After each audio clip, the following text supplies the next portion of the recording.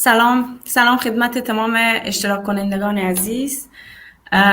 اولتر از همه روز زن مبارک، اگرچه دیرتر چند روز بازم روزتان مبارک. انشالله که به امید برابری و مساوات در سطح کشور، اگرچه قوانین و طرز العمل وجود داره که ما بر مبنای آن میتوانیم برابری به وجود بیاریم و اگر وجودم نداشت ما خانم‌ها شکر توانایی ازش داریم که این طرز العمل را به وجود بیاریم. فوزیه ناصری هستم، جی هرات ارگانایزر هستم و استاد پنزه کامپیوتر ساینس در پانتون هرات و همچنان مسئول پی اچ دی در پانتون تکنیکی تیو برلین و همچنان گست ریسرچر هستم در بخش ماشین لرنینگ و اوربان پلنینگ. همگی شما خیلی خوش آمدیم در این برنامه. سلام وقتتون بخیر. برنامه صحبت‌های خانم فوزیه خوشحال هستم امروز هستم. روز زن برایتان مبارک باشه. این برنامه اختصاص یافته بر تمام دخترها و خانمایی است که در بخش تکنولوژی فعالیت دارن. هرچند بستگی نداره که کسی فعال بخش تکنولوژی باشه یا هر چیزی دیگه. من حسنات هستم، محصل کامپیوتر ساینس، مستر سال آخر هستم و همچنان دی سی منتور و جی کورگانایزر WT امباسادور در بلخ و امروز من امروز شما از ولایت زیبای بلخ از شهر رابی بلخی صحبت میکنم و آرزو دارم که امروز یک برنامه خیلی خوب داشته باشیم و تشکر از قبل از اینکه همراه ما جان شدین و بعد از این برنامه ما را تماشا میکنین. تشکر.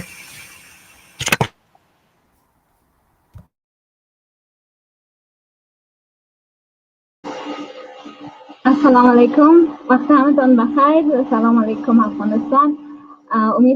امیدوار هستم که همتان جور سرمند باشین. من نجلا احمدیان هستم، کورگانایزر جی کابل و همچنان WTM امباسادور کابل. خوشحال هستم که امروز در برنامه همراه شما هستم و تشکر زیاد میکنم از همتان که با ما همراه هستید. قبل از همه میخوایم روز زن به همتان تبریک بگویم. حتما گفته خانم فوزیه که یک کم دیر شده، اما بازم روز زن به شما خانم‌های قهرمان افغانستان تبریک باشه و آرزوی موفقیت به همتان از در تمام عرصه‌ها دارم. امروز ما با پیشواز روز جهانی زن خواستیم از خانم‌هایی که در بخش تکنولوژی هستند از اونا دعوت کنیم که تا دستاوردها و فعالیت‌ها و تمام کارا که کردن در بخش تکنولوژی رو هم بر ما شیر کنن و خوشبختانه قسمی که شما در چند روز در صفحات مجازی ما ببینین خانم های بسیار موفق شده ما در بخش تکنولوژی امروز میمان ما هستن و تاک می داشته باشن و شما اگر کدام سوال دارین ازشان میتونین سوال کنین. اجندای برنامه از همین شروع میشه و تاک ها شروع میشه و بعد از در جریان برنامه تا پروژکت های از دخترای موفق که هم برنامه ها شیر کرده بودن اونا را معرفی میکنیم و در بسیار زیاد پروژه ها برنامه ها رسیده بود و بر همتان تبریکی میتونم. بسیار پروژه عالی بود، اما نسبت به تعداد که ما باید انتخاب میکردیم از خاطر ما 10 پروژکت تاپ انتخاب کردیم و در جریان برنامه براتون اناونس میکنیم. دیگه زیاد پرحرفی نمیکنم. مهمان اول ما خانم سارا واحدی هستن که بنیانگذار و رئیس کمپانی احتساب هستن که همراه ما در برنامه هستن. خوش آمدید میگم برشان و در برنامه همراهشان صحبتایشان گوش میدیم. خانم سارا جان سلام، خوب هستین؟ صدای ما داره؟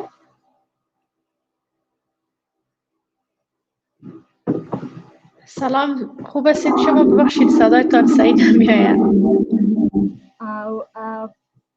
خب اگر صدای ما درست میشنوین خوش آمدید میگم شما را به برنامه. خوش آمدین، خوشحال هستیم که در جمع ما هستین. میشه که صحبتایتان شروع کنین. اسکرین تان اگر میخواستین شیر بکنین در خدمتتان. سیست تشکر زنده باشید. خیلی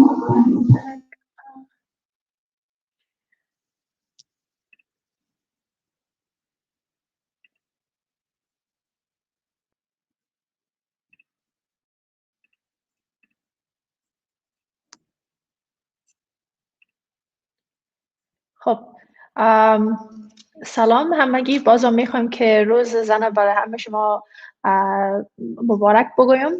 بازم تشکر از نجلا جان که مرا دعوت کردن و همه تیم ویمنز تک میکر هب کابل. ما یک بار میخوام کنفرم کنم که شما میبینین سکرین ما یا نه، چون ما اگر چت باکس هست من دیده نمیتونم.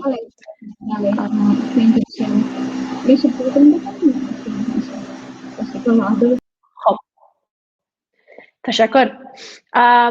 اسمم سارا وحیدی است و من CEO فاوندر احتساب هستم و احتساب یک شرکت تکنولوژی مدنی هست و تقریبا 4 سال هست که دمی بخش کار میکنم.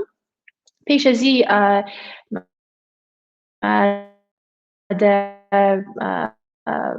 بخش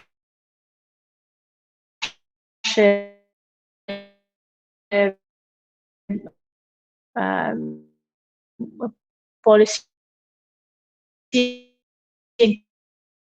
انکشاف اجتماع کار میکردم در ریاست جمهوری. با پیش می بردم به چی شکل، چی رقم یک چیز واضح، یک چیز سستینبل جور شود.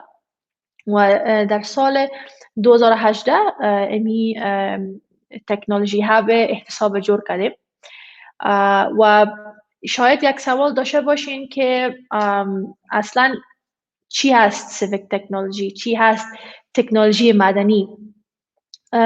تکنولوژی مدنی یک پروسه هست که مردم عام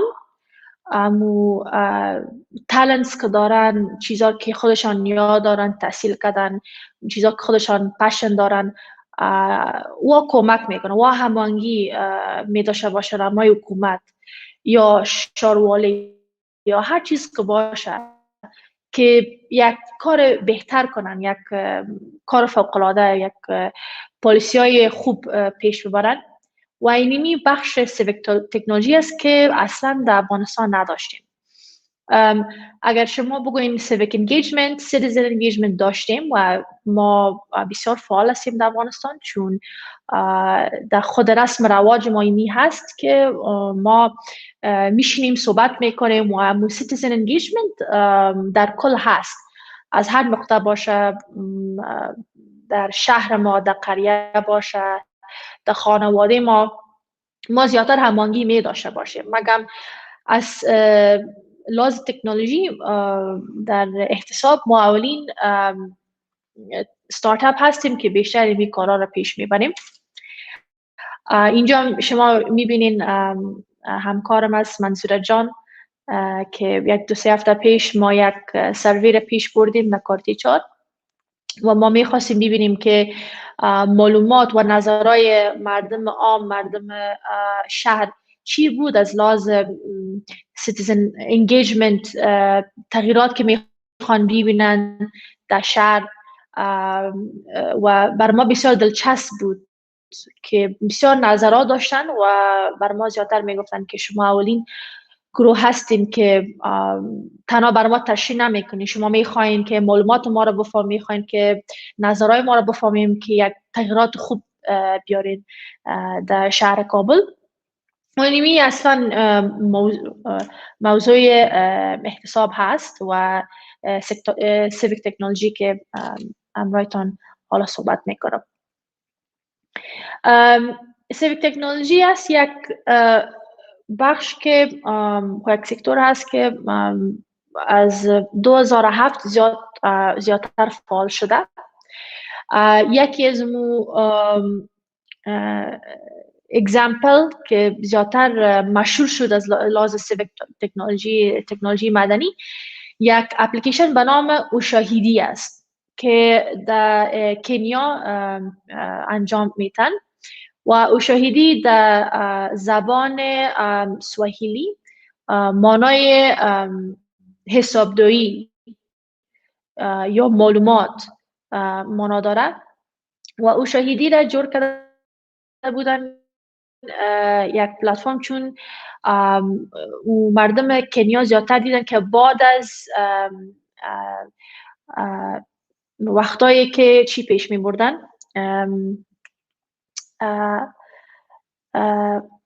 برنامه حکومتی زیادتر جنگ می بود، زیادتر مردم خوشنامی بودن، می گفتن که ما راضی نیستیم، اما پلیس ها ببخشید پلیس ها که شما پیش میبرین و ما زیادتر از لحاظ کرپشن پرابلم داشتن و میگفتن که شما صحیح پلیس ها رو پیش نمیبرین و کارهای حکومت پیش نمیبرین و از اون خاطر یک اپلیکیشن جور کردن که اگر خود نخواسته مردم دیدن کارهای غیر قانونی میتونستن از طریق اوشاهیدی یک ریپورت روان کنن و حالا بسیار فعال است. یک خوبی اوشاهیدی است که امرای تلفن‌های نوکیا هم زیادتر فعال می باشن، تنها امرای سمارت فون نیست و این هم یک چیز مهم هست که ما کابل و افغانستان به نظر بگیریم.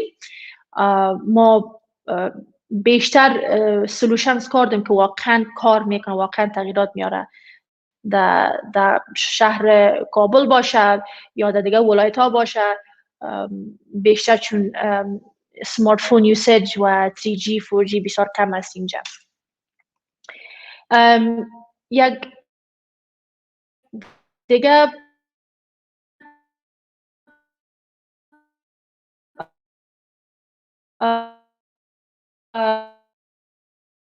انجام دادن یا دیدن میتونی یک ریپورت روان میخواین که نامتان نشه یا میخواین که برای مردم بگوین که نام ساراست و این رقم کارهای غیر قانونی دیدم و یا بسیار مشهور شد در هند، حالا در پاکستان، بنگلادش و زیادتر کشورها حالا فعال است و بسیار تغییرات آورده. زیادتر پلیسی های کرپشن و همانگی امرای حکومت و شهر یا پلیس، زیادتر پلیسی های خوب و پوزیتیو تانستن که انجام بدن و این چند دانه اگزمپل هست که بر شما نشان میتونم که خانم‌ها مثل شما که بسیار فعال هستن، نام خدا در بخشاشون بسیار قوی هستن، کارهای بسیار فوق‌العاده میکنن. وقتی که شما یو آی یو ایکس یا بک اند یاد داشته باشین، ضرورت نیست که قدر بودجه کلان داشته باشین، واقعا میتونین تغییرات‌های بسیار مهم بیارین برای مردم عام. خصوصا در افغانستان یک چیزی که از شما عذر میکنم که اگر اپلیکیشن جور میکنین، شما چون چی رو دارین، معلومات دارین و تجربه رو دارین، سکیلز که شما دارین، واقعا میتونین زیاد تغییرات مهم بیارین و از لحاظ تکنولوژی اگر شما میخواین امرای حساب کار کنین یا کمک به نیاز داشته باشین، من خدمت شما هستم. احتساب در خدمت شما هست که چی رقم شما میتونین این رقم یک سلوشن بیارین در شهر کابل باشه یا هر ولایت که شما باشین یا خود ملک ما، چون ما وومن تک میکرز هستیم و ما میتونیم تغییرات بیاریم. دیگر از لحاظ کمک یا گایدنس اگر بخواین، باز میشه که داخل براتون ایمیل ما بر شما روان میکنم، باز میشه یک ایمیل هم روان کنین. خب در کل چی رقم ما میتونیم که چالش ها داریم در شهر ما، در قریه ما، هر چیز که باشه، ما چی رقم از لحاظ سیویک سولوشنز مدنی میتونیم پیش ببریم. یکی هست که سیویک تکنولوژی بدون حکومت کار نمیکنه. اصلا احتساب در فاز اولش ما کار کردیم بدون حکومت، مگم کم کم ما میخوایم اعتبار مردم برای احتساب قوی تر بسازیم که ما یک روز برسیم بگوییم بر حکومت که ما 10,000 یوزر داریم یا 15,000 یوزر داریم یا انشالله 1,00,000 یوزر داریم و ما میخواهیم که همراه شما ارتباط داشته باشیم، ما میخوایم همراه شما هماهنگی کنیم. اینمی تصمیم احتساب است و هر civic solution یا civic technology که شما پیش میبرین یا کار میکنین، مهمترین چیز است که شما باید همراه حکومت، شارواله، وکیلگزارا باید کار کنین و ارتباط داشته باشین. بدون از او هر تغییرات که بیارین sustainable نمی باشه. این چیز بسیار مهم است. دوم، focusing on citizens autonomy. زیادتر هر سولوشنز که شما جور میکنین، مردم عام باید امو چوکات اول باشن که چی رقم شما کارشان آسانتر میکنین. اگر شما یک اپلیکیشن از لحاظ کرپشن کار میکنین یا انتخابات، یک چیز باشه که کارشان آسانتر کنه، کارشان سختتر نکنه.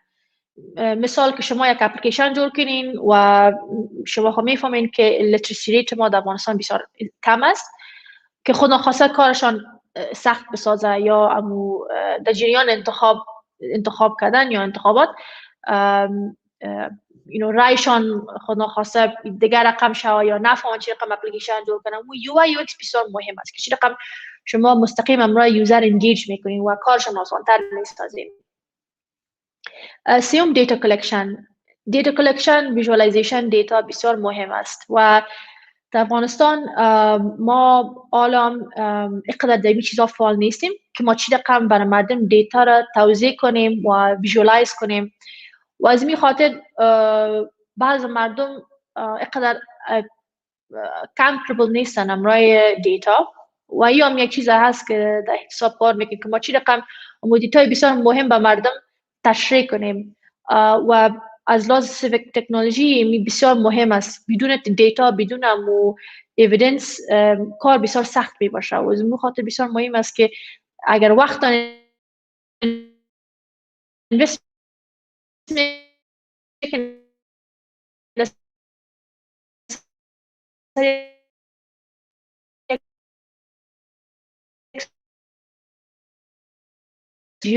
منطقه هست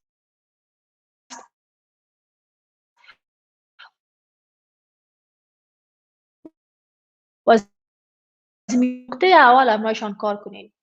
ما که سولوشن داریم، ما میفهمیم چی رقم می کار پیش ببریم و چون تکنولوژی یک چیز بسیار پیشرفته است، ما سولوشن داریم. هر چالش باشه ما میفهمیم چی رقم میره جور کنیم. مگر این رقم نیست. سیویک تکنولوژی و خصوصا تکنولوژی که میخوان یک تغییرات پوزیتیو بیارین، شما در چوکات اول باید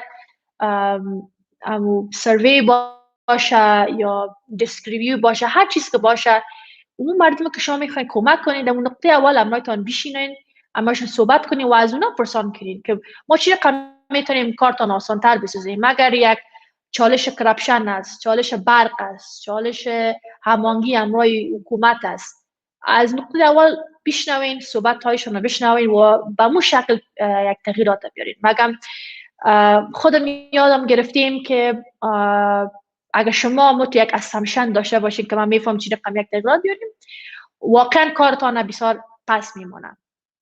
دیگه اگر از نقطه اول امای مردم عام یا هر گروه که امایشان کار میکنین ازشان بشینین و سولوشن برینستورم کنین و جور کنین، اما سستینبیلیتی سولوشن شما قوی تر می باشه.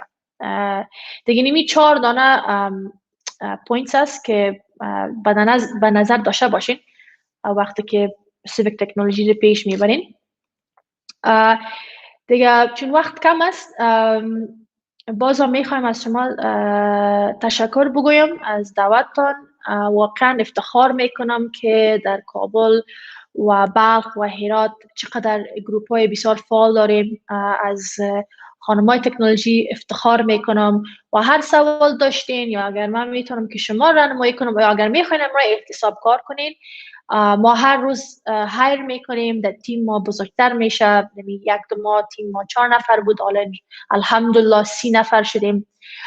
دیگه که شما سوال داشتین یا میخواین که از ما چیزی بپرسین، اینجا وبسایت احتساب هست و ایمیل خودم sara@ehtisab.af و هر سوال که داشتید من در خدمتتان هستم. بازم روز خانما بر شما تبریک میگویم.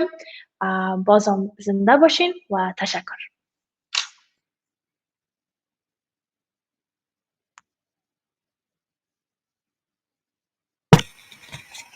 تشکر، بسیار زیاد تشکر سارا جان از اینکه همراه ما جان شدین و صحبت‌هایتان ما مستفید شدیم. تشکر. زنده باشین. تشکر. تشکر بسیار زیاد. اگر کسی سوال داره نمیدونم که از دوستا در سوشال میدیا سوال کردن میشه گورلشون سارا جان.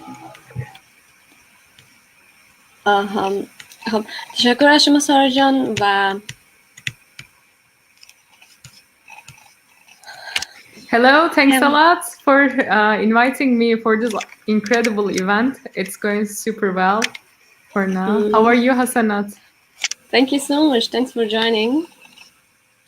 And we are looking forward to hearing from you. Yeah, I'm super excited for that. So yeah, let's start. How do you do your... Okay, let me share your screen. Did you share your screen? Yeah, I'm just sharing it. Okay, you're waiting. Okay. Yeah, should I start now? Yeah, you're good to go. All right. So cool. Yeah, thanks a lot. First of all, thanks a lot for joining this incredible International Women's Day. Like, I think the very first virtual summit in Afghanistan. I'm super glad to be in here because like if it couldn't be an online event, then I couldn't just join you, unfortunately, as an in-person because of the like pandemic. But right now I'm so happy for tuning in right now. And today I'm gonna talk about like one of the trending topic for us, because in Women Tech Makers we have different programs and we have different campaigns, and women's online safety is one of them. And by the way, like this is Marve. I'm a Google Developer Relations Coordinator and supporting Women Tech Makers and developer student clubs in the region like Turkey, Central Asia, and Caucasus. And I have so many things to say to you, but I know that like I have some limited time, so I will try to make it fast and hope you learn some stuff and you can use it for your life. So yeah, let's start.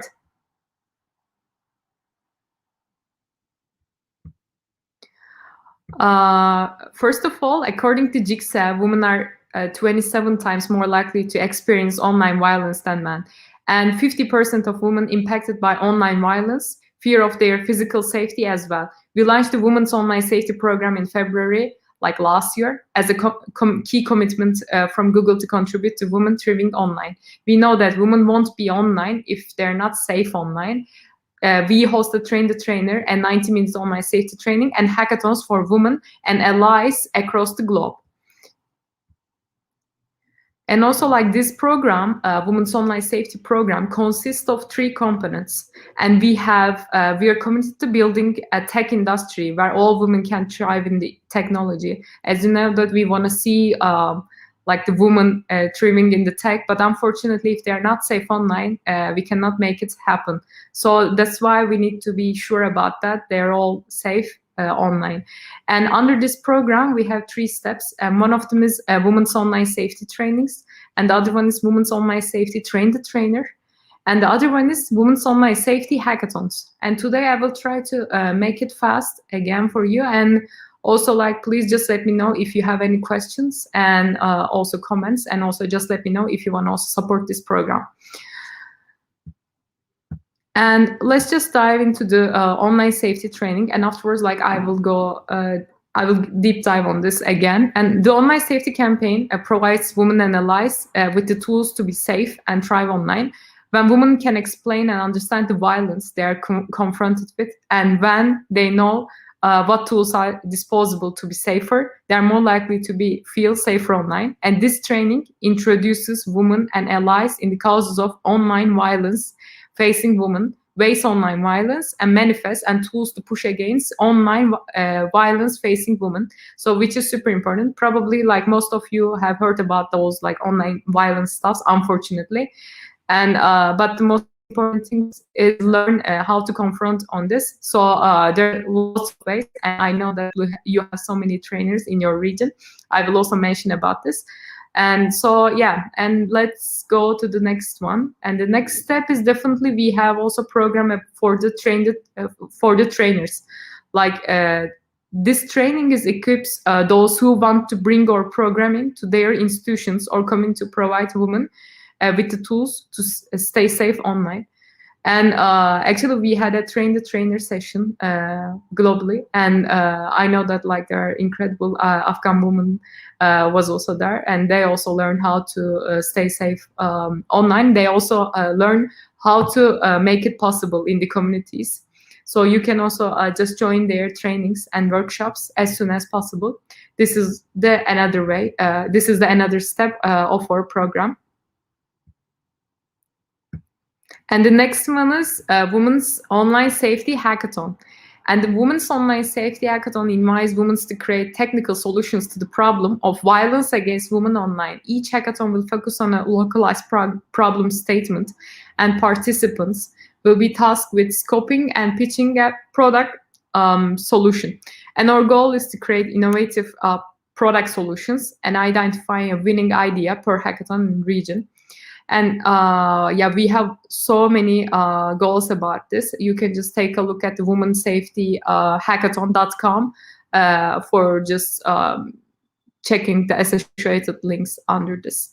And also, like, I want to mention that like we had a women's online safety hackathon before, like the last year. It was Turkey, and it was the very first virtual hackathon for the women's online safety, and we got great solutions for those problems, and so it was incredible. I hope we can make it for Afghanistan as soon as possible also. And the first women's online safety hackathon happened in Dubai also. It was in-person event, and you should also take a look at the video on YouTube. You can just write Women's Online Safety Dubai, and you can just find the video on Google Developers channel. So yeah, this is another step of our program. And as you know that the women's safety training is a series of community trainings bringing together women and allies across the globe to be trained in ways of secure themselves online. And I have some questions in my mind for you.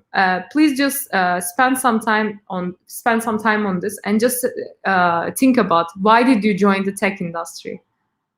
Just quickly, just think about it. And your reasons. Probably you have some reasons that you're here.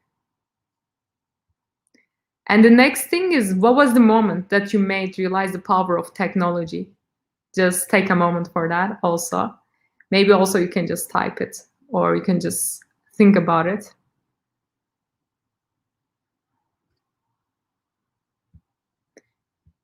And the other question for you is, you need to think about it. When was a moment when you experienced being unsafe online or witnessed online violence against someone? I know it's a bit complicated question, but probably you remember some feeling, like unsafe feeling, and maybe witnessed online violence against someone.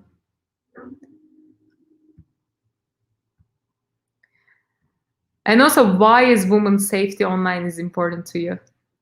These are the questions, like, and the last question is kind of, yeah,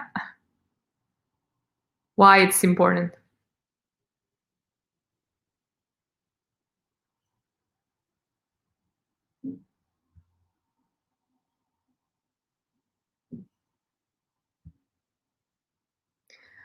So I would like to mention, probably you had some time to think about it, and probably before I ask you these questions, probably you ask yourself maybe one day.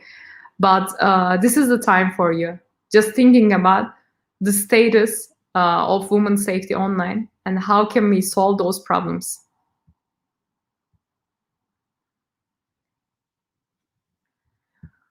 According to research, as I told you that, women are 27 times more likely to experience online violence than men. And 50% of these women fear for physical safety because of online abuse. And 28 of women who experience online abuse purposefully reduced their presence online, and 75% changed their social media habits. And it's all because like online safety, actually. The numbers are, as you can see, like huge. And also women in the public eye experience higher levels of violence. In Europe, the United States, and the Pakistan, like Jigsaw's research showed that harassment online is driving women offline and out of the public eye. As you can see the numbers, like the percentage is 97% of female journalists have reported they have experienced gendered harassment online, which is a really high number. And 1 in 7 tweets directed at female politicians in India included gendered abuse. The source is CNN. You can also take a look at it. And the security and harassment are two of the biggest barriers of women coming online. So the question is like, what are the some ways which you have witnessed women's online safety being threatened online? You can also just think about it. And this is a great question for you also. Like,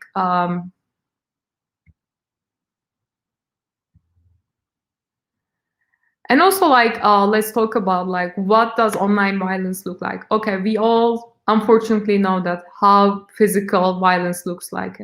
But unfortunately, online violence is maybe kind of not similar, but kind of similar thing for the effects.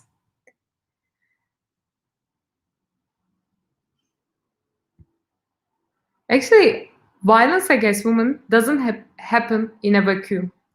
And Jigsaw has interviewed many women who have been the victim of online violence to develop a framework of how it happens. And the violence against women occurs in an ecosystem. Obviously, there is an individual impacted by violence, and there is the perpetrator and the person who is using the internet as a tool to harm or harass another person. And this is amplified by followers who amplify the instigator. And there is an entire support network that empowers these women to manage their harassment. And this includes the professional networks like colleagues, employers, professional network of friends, family, community of other women, and media platforms. And then there are managers who help with taking actions to manage harassment. This includes a legal aid, police, platforms, and NGOs that act as advocates. Finally, there are silent bystanders who view this and neither amplify or aid, but remain passive observers of the situation. And when we think about the harassment, we generally think only about the experience of the target. This diagram based off Jigsaw's research and illustrates the parallel user journeys of harassment. Each step of this diagram represents a point of potential technical intervention. And what we overlook is that both of the perpetrator and target exist in an ecosystem and have a network of supporters.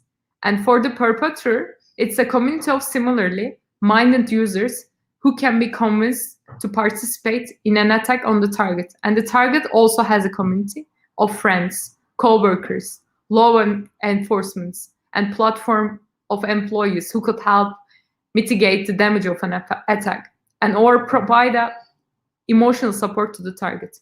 And as you can see, the target and the perpetrator here. And unfortunately, there's a case study for that. I also want to share this one with you because I know that it's also pretty important to know that the real stories, the real cases, what is happening, like what is the thing behind this. It's an unfortunately case from Turkey. And as you can see, like this social media post became the end of the father and daughter.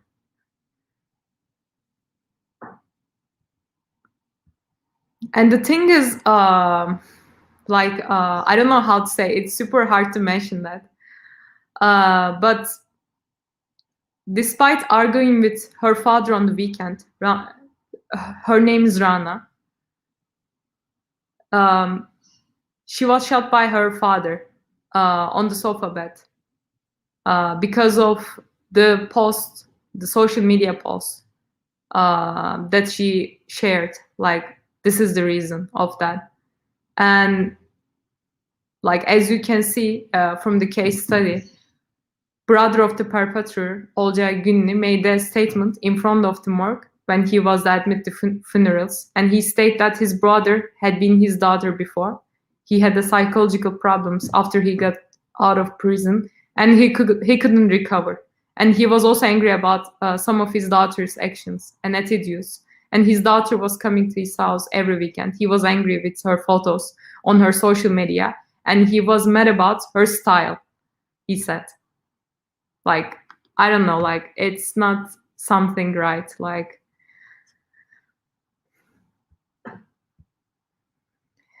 And also, like, probably you also changed some behaviors, sometimes of your behaviors online. So there is a question for you. What are ways in which you have changed your behavior, or some examples of ways in which you engage online already to ensure you are more safe online?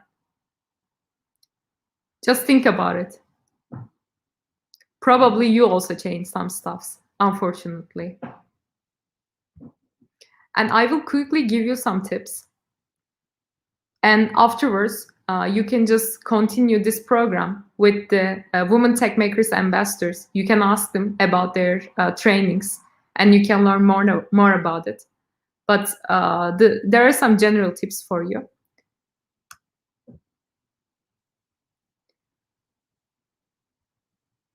Actually, like, the first one is definitely, like, you can control what people can see. So you can just make your profiles private, other than using it public. It's just one way for this, for the Twitter, Instagram, Facebook, whatever.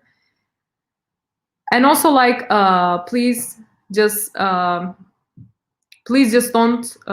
let potential stalkers know where you are. Don't share your location data with everyone. And also, please just use the report button. You know, there is a report button there, and this is all for you. This is all for your online safety. And you can also block the harassers. And definitely, you can also make some lists and place people on restricted lists. It's also one of the other idea for you. And definitely, also, we have some services. So you can just use those services for that. So if you have reason to, you may target for doxing and consider paying for a service, such as Privacy Dog or Delete Me. Just take a look at those platforms. And the other one is, like, check your email account hasn't been involved in the data branch. It's also important. There's a website for you, so you can take a look at this one also. And the next step is you can just use a VPN, which is a virtual private network, and you can encrypt all your online activity in order to protect yourself from hackers. And VPNs work by tunneling your internet data through third-party server, keeping your IP address and real location from being exposed.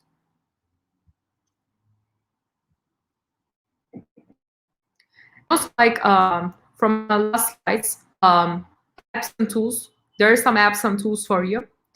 And definitely, please don't forget to Google yourself first. And you can just make a simple search, and you will see that what kind of information about you is already online, what is visible.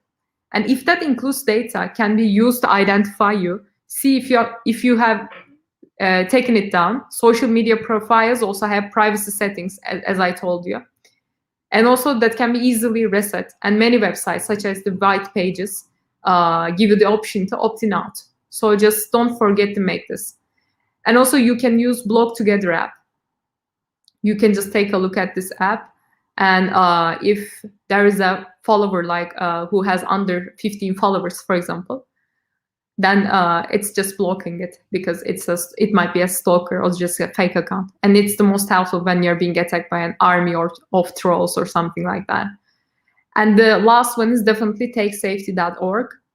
And this app explores 6 categories: harassment, impersonation, cell phone safety, device safety, location safety, and online safety. So just take a look at takesafety.org. It's also important for you. And please don't forget that it's not your fault So don't hesitate to block, report those people. And also, please just join Women Tech Makers communities and their also online safety events and the trainings, and train the trainings. Because afterwards, you will learn that it's really not your fault. It's something, unfortunately, like who is doing this, like it's their fault. So you just need to find who is doing this, and afterwards you can just report it. You know your power, and I believe you're all going to be super successful in tech if you can do those small steps. And thanks a lot.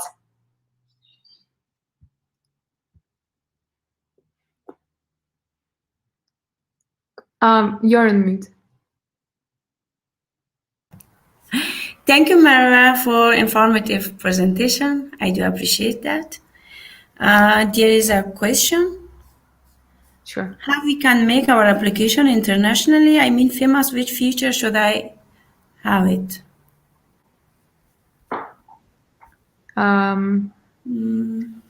Maybe this question is about like the application, like a solution for the online safety, like if they're developing an app like this. Yeah. Like they can make it internationally if they can, if they see that it works locally very well, then afterwards we can just help them to scale. Yeah, why not? Yeah, thank you, Marwa. Sure, definitely. Thanks a lot for inviting me. You're welcome. در این قسمت از برنامه از مهسا قیومی خواهش میکنیم که پرزنتیشنی که درباره سمارت گیت ساختن برای ما معرفی کنن، چون در سوشال میدیا چندین وقته که راجع از پروژه از اینا صحبت میشه و خیلی خوبه که امروز مهسا قیومی یک پرزنتیشنی داشته باشن برای ما که همه اشتراک کنندگان هم میتونن از این پرزنتیشن استفاده کنن. تشکر مهسا جان. صدا نداره.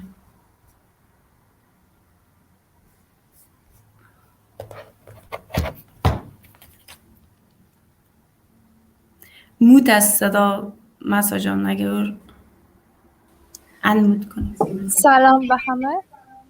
مهسا قیومی هستم، شاگرد سمستر سوم پانزه کامپیوتر ساینس. شروع شد.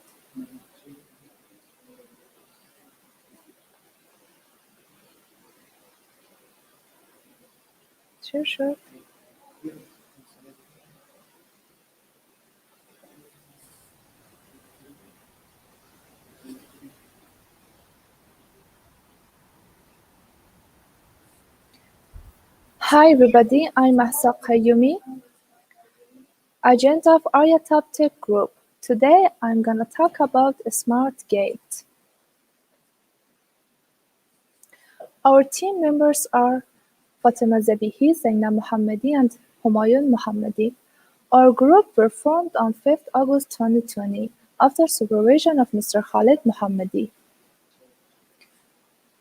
Due to the fast spread of coronavirus, we were looking for a quick and convenient solution through the technology, and we invented the smart gate. The gate has three parts. At the first part, it detects the entry of the person. The second part, it disinfects the body, and in the third part, it measures the temperature of the body. And there is a condition: if the temperature of the body is above 37.3 degrees, it will not allow the person to enter to the gate. How does the gate works?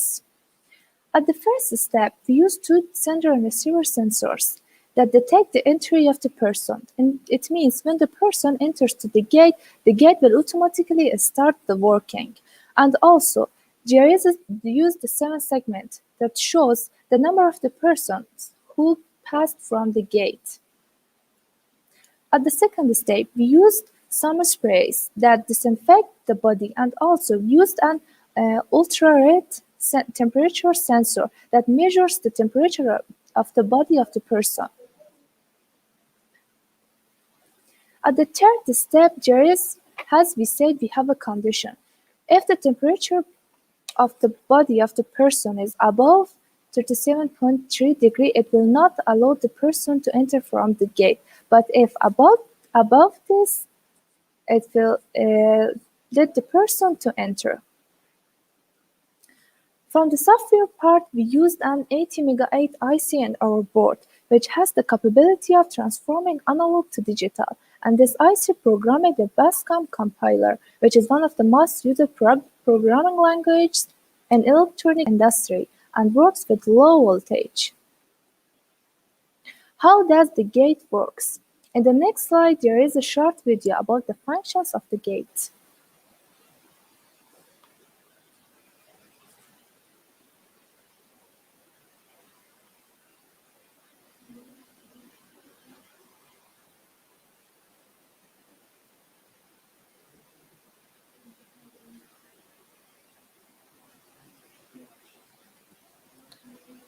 Did you tear short?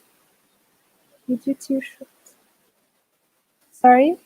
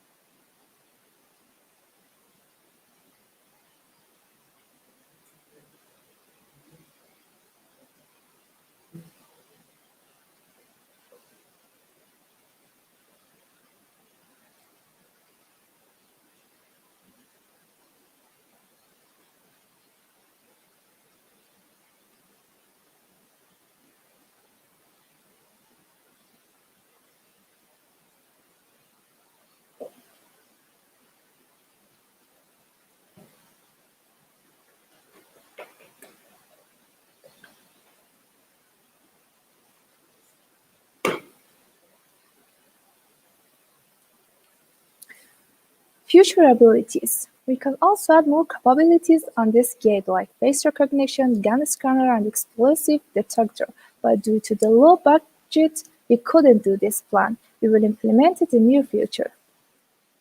Pros of a smart gate. The disinfection process and measuring the temperature process will be automatically in this gate. It means that no human is used in this process. Our slogan is, pass from gate, stay safe. Thanks for your attention.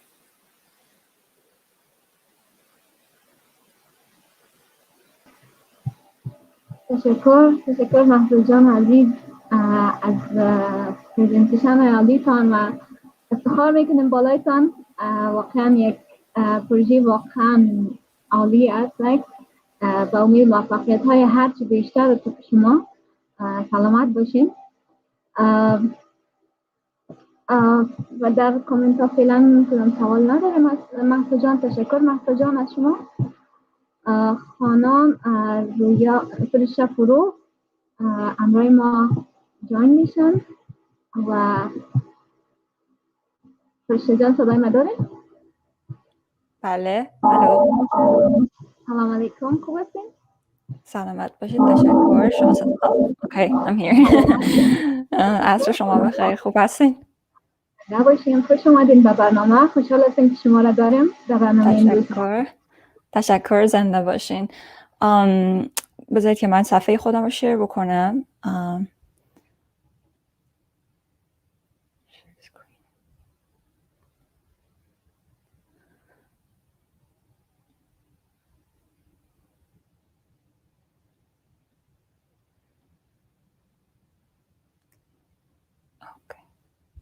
شما صفحه منو میبینید؟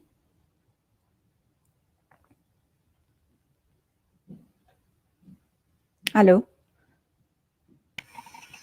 نه خیر نیست. اسکرینتون نامده. Okay, let me share it again. Share screen. Share screen. share. هنوزم نیست. اوکی یا فکر میکنم که یک ایشو هست در قسمت این. اوکی مشکلی نیستش. فکر میکنم میتونم صحبت بکنم از اینکه وقت گرفته نشه در قسمت پروژه اگر مشکلی نباشه. یه سری فقط عکس ها بود داخل پرزنتیشن. خب بس مشکل نیست، میتونیم صحبت کنیم. Okay. Well, thank you so much for having me. I hope everyone enjoyed all the sessions so far. My name is Ferishte Fourouk. I'm the founder and executive director of Code to Inspire, first computer coding school for girls in Afghanistan. Today, I'm going to talk about the journey of myself and my life as a refugee and the woman in technology in Afghanistan.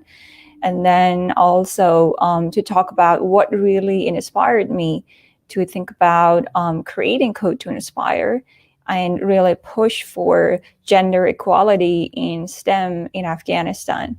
I was born as a refugee in Iran. My parents unfortunately left Afghanistan early 80s, went to Iran, and I was born there as a refugee. And I know that a lot of Afghans who were born as a refugee in other countries, they faced a lot of discriminations, backlashes, because most of the time when you are in a country that you are a refugee, people tend to think that you're here to, grab the opportunities from them. You are going to a burden in the community. And unfortunately, those kind of circumstances makes you to really hide your real identity and think about who you are. For me, accessing education was certainly one of the important things that I was denied to access because I was a refugee. But I can say that I was fortunate enough that I could finish my high school in Iran. And then we moved to Afghanistan early 2002. In Herat, where my parents are from. I was able to get my bachelor in computer science in Herat University. And then I went to Germany. I got my master's in Technical University of Berlin.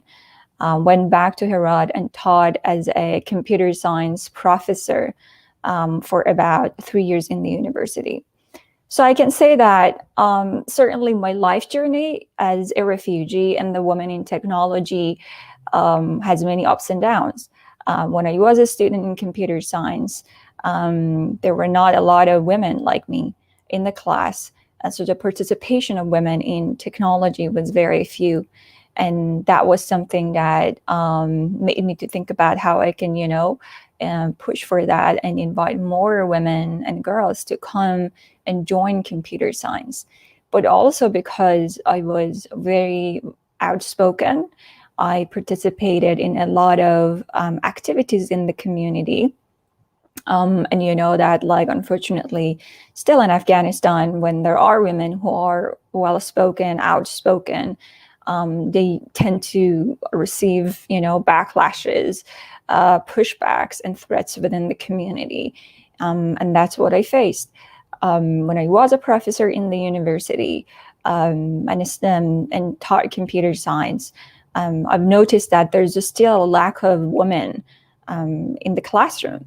And even though the participation of women was also not much, and girls tend to be shy, they were a little bit scared of, participate in extracurricular activities, and also within the university context and outside of the university.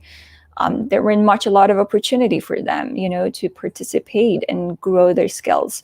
Unlike the men, which they had the freedom of movement and they were able to travel and to go to different places to work on different projects. So when I came to the US 2012, I was really thinking about how I can give back to my community because empowering women through technology was always my passion. And that's made me to think about establishing Code to Inspire as the first computer coding school for girls in Afghanistan 2015. Really, there's 3 important pillars of the work that we do. First is we provide a very safe and secure educational environment for the young ladies, because we want to gain the trust of the family. And I know that like a lot of women go through a lot of verbal and sexual harassments, not only within the educational institutes, but also even outside in the workplace. So providing such a space that when the girls come, they feel very comfortable, they feel themselves, they can raise their hands, ask questions, they don't be afraid of being silence, was really important to me, because that also like helped them to be creative. Because when you have a peace of mind and you have a space that you can do whatever you want without being questioned, that's how you become creative. That's how you become empowered, and you can be innovative and create ideas. So that was for me certainly a very important factor. And then we provide the school for free. And the reason is that a lot of the girls come from a challenging financial background, and we don't want to make it as a problem for them not accessing equal resources. So we offer the school for free. And the third, which is the most important pillar of the work we do, is to kind of like what kind of technical skills we can teach these young ladies that it can be translated into working opportunities. Either they can be hired in the local community, or we can outsource projects to them from outside, or that like they want to be entrepreneur, create their own startups and hire more women. With that being said, I registered Code to Inspire in the US. When we started, I ran a campaign, online campaign, and I fundraised. We raised about $22,000, and we received 20 laptops in kind donations from Overstock. So with that money and with the laptops, which we sent it, the school opened November 2015. We started with 50 girls. And up to now, we've educated more than 250 girls in our different coding and graphic design class. So Code to Inspire itself, it's a 1 year after school coding program. And the school is right now only in Herat, and we have a physical location. We have mentors who are teaching our girls in person. The school is open from early 7 a.m. to 6 p.m. With different schedules. The classes that we have are different classes in regarding of coding and graphic design. We offer mobile app development class, both for Android, iOS. We offer game design, which we focus on Unity. We offer graphic design, web development, which we focus mainly on WordPress. And recently, actually, which is very exciting for us, we added a blockchain cryptocurrency class that it's mainly geared towards Ethereum blockchain, smart contracts, decentralized apps. And so far, I can say that like we graduated about 100 girls from our classes. And with the data we have, about 60% of our graduates actually found job within the community with what they've learned from the school. 10% of our graduates became entrepreneur. They raised funds and created their own companies.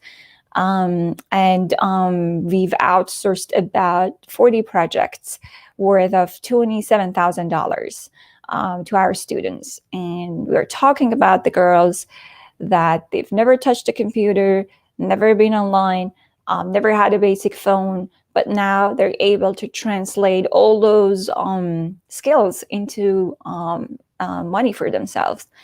And these are the girls that they get paid like the least amount of like a project's worth of $50 to a project which is worth of $300, $400.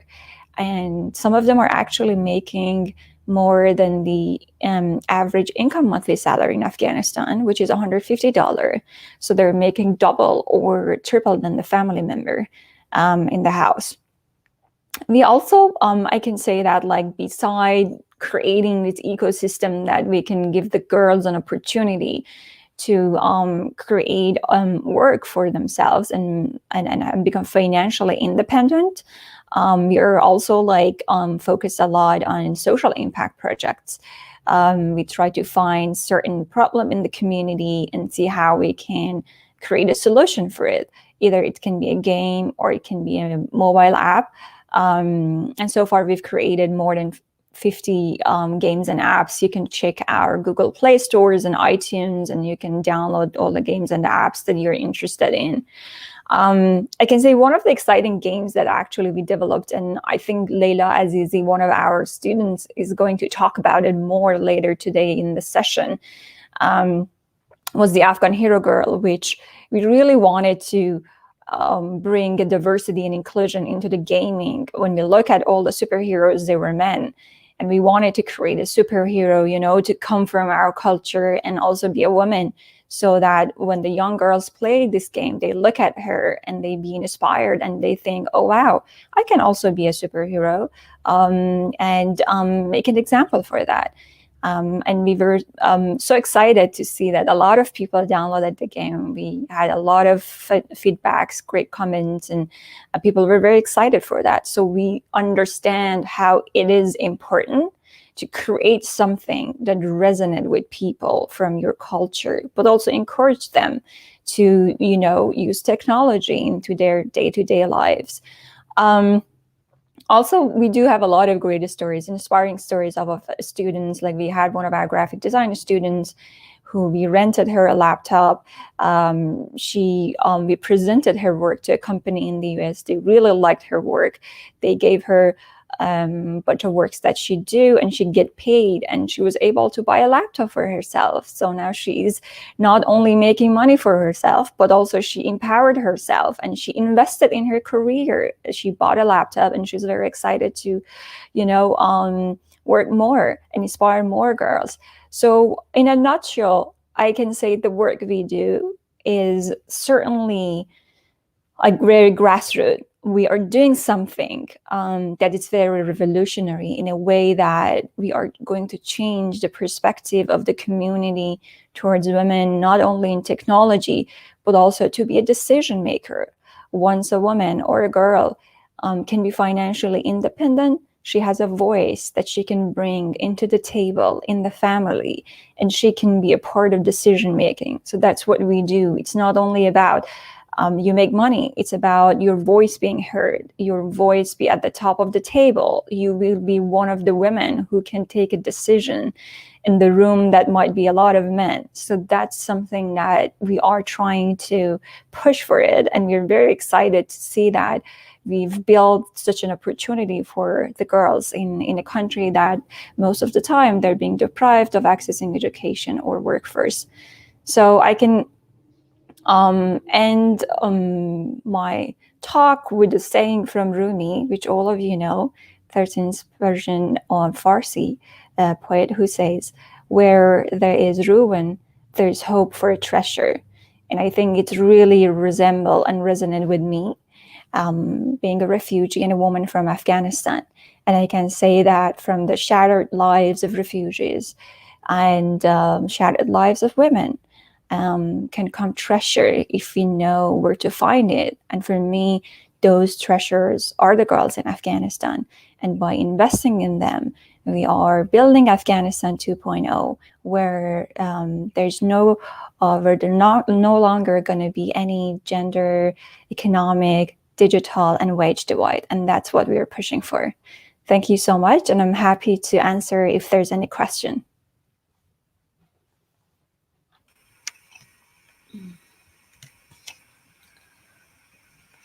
فکر کنم سوال نیست. بسیار زیاد تشکر خانم فرشته از اینکه جاین شدین همراه ما و صحبت‌های بسیار خوب داشتین. واقعا من خودم از شما چیزای زیاد یاد گرفتم، مثلا از تجربیات شما و کاری که انجام دادین به خاطر دخترها، به خصوص گوتو انسپایر، که من از وقتی که صنف 12 مکتب بودم یک کورس میرفتیم، اونجا به ما کدنویسی درس میدادن و وب دیولپمنت.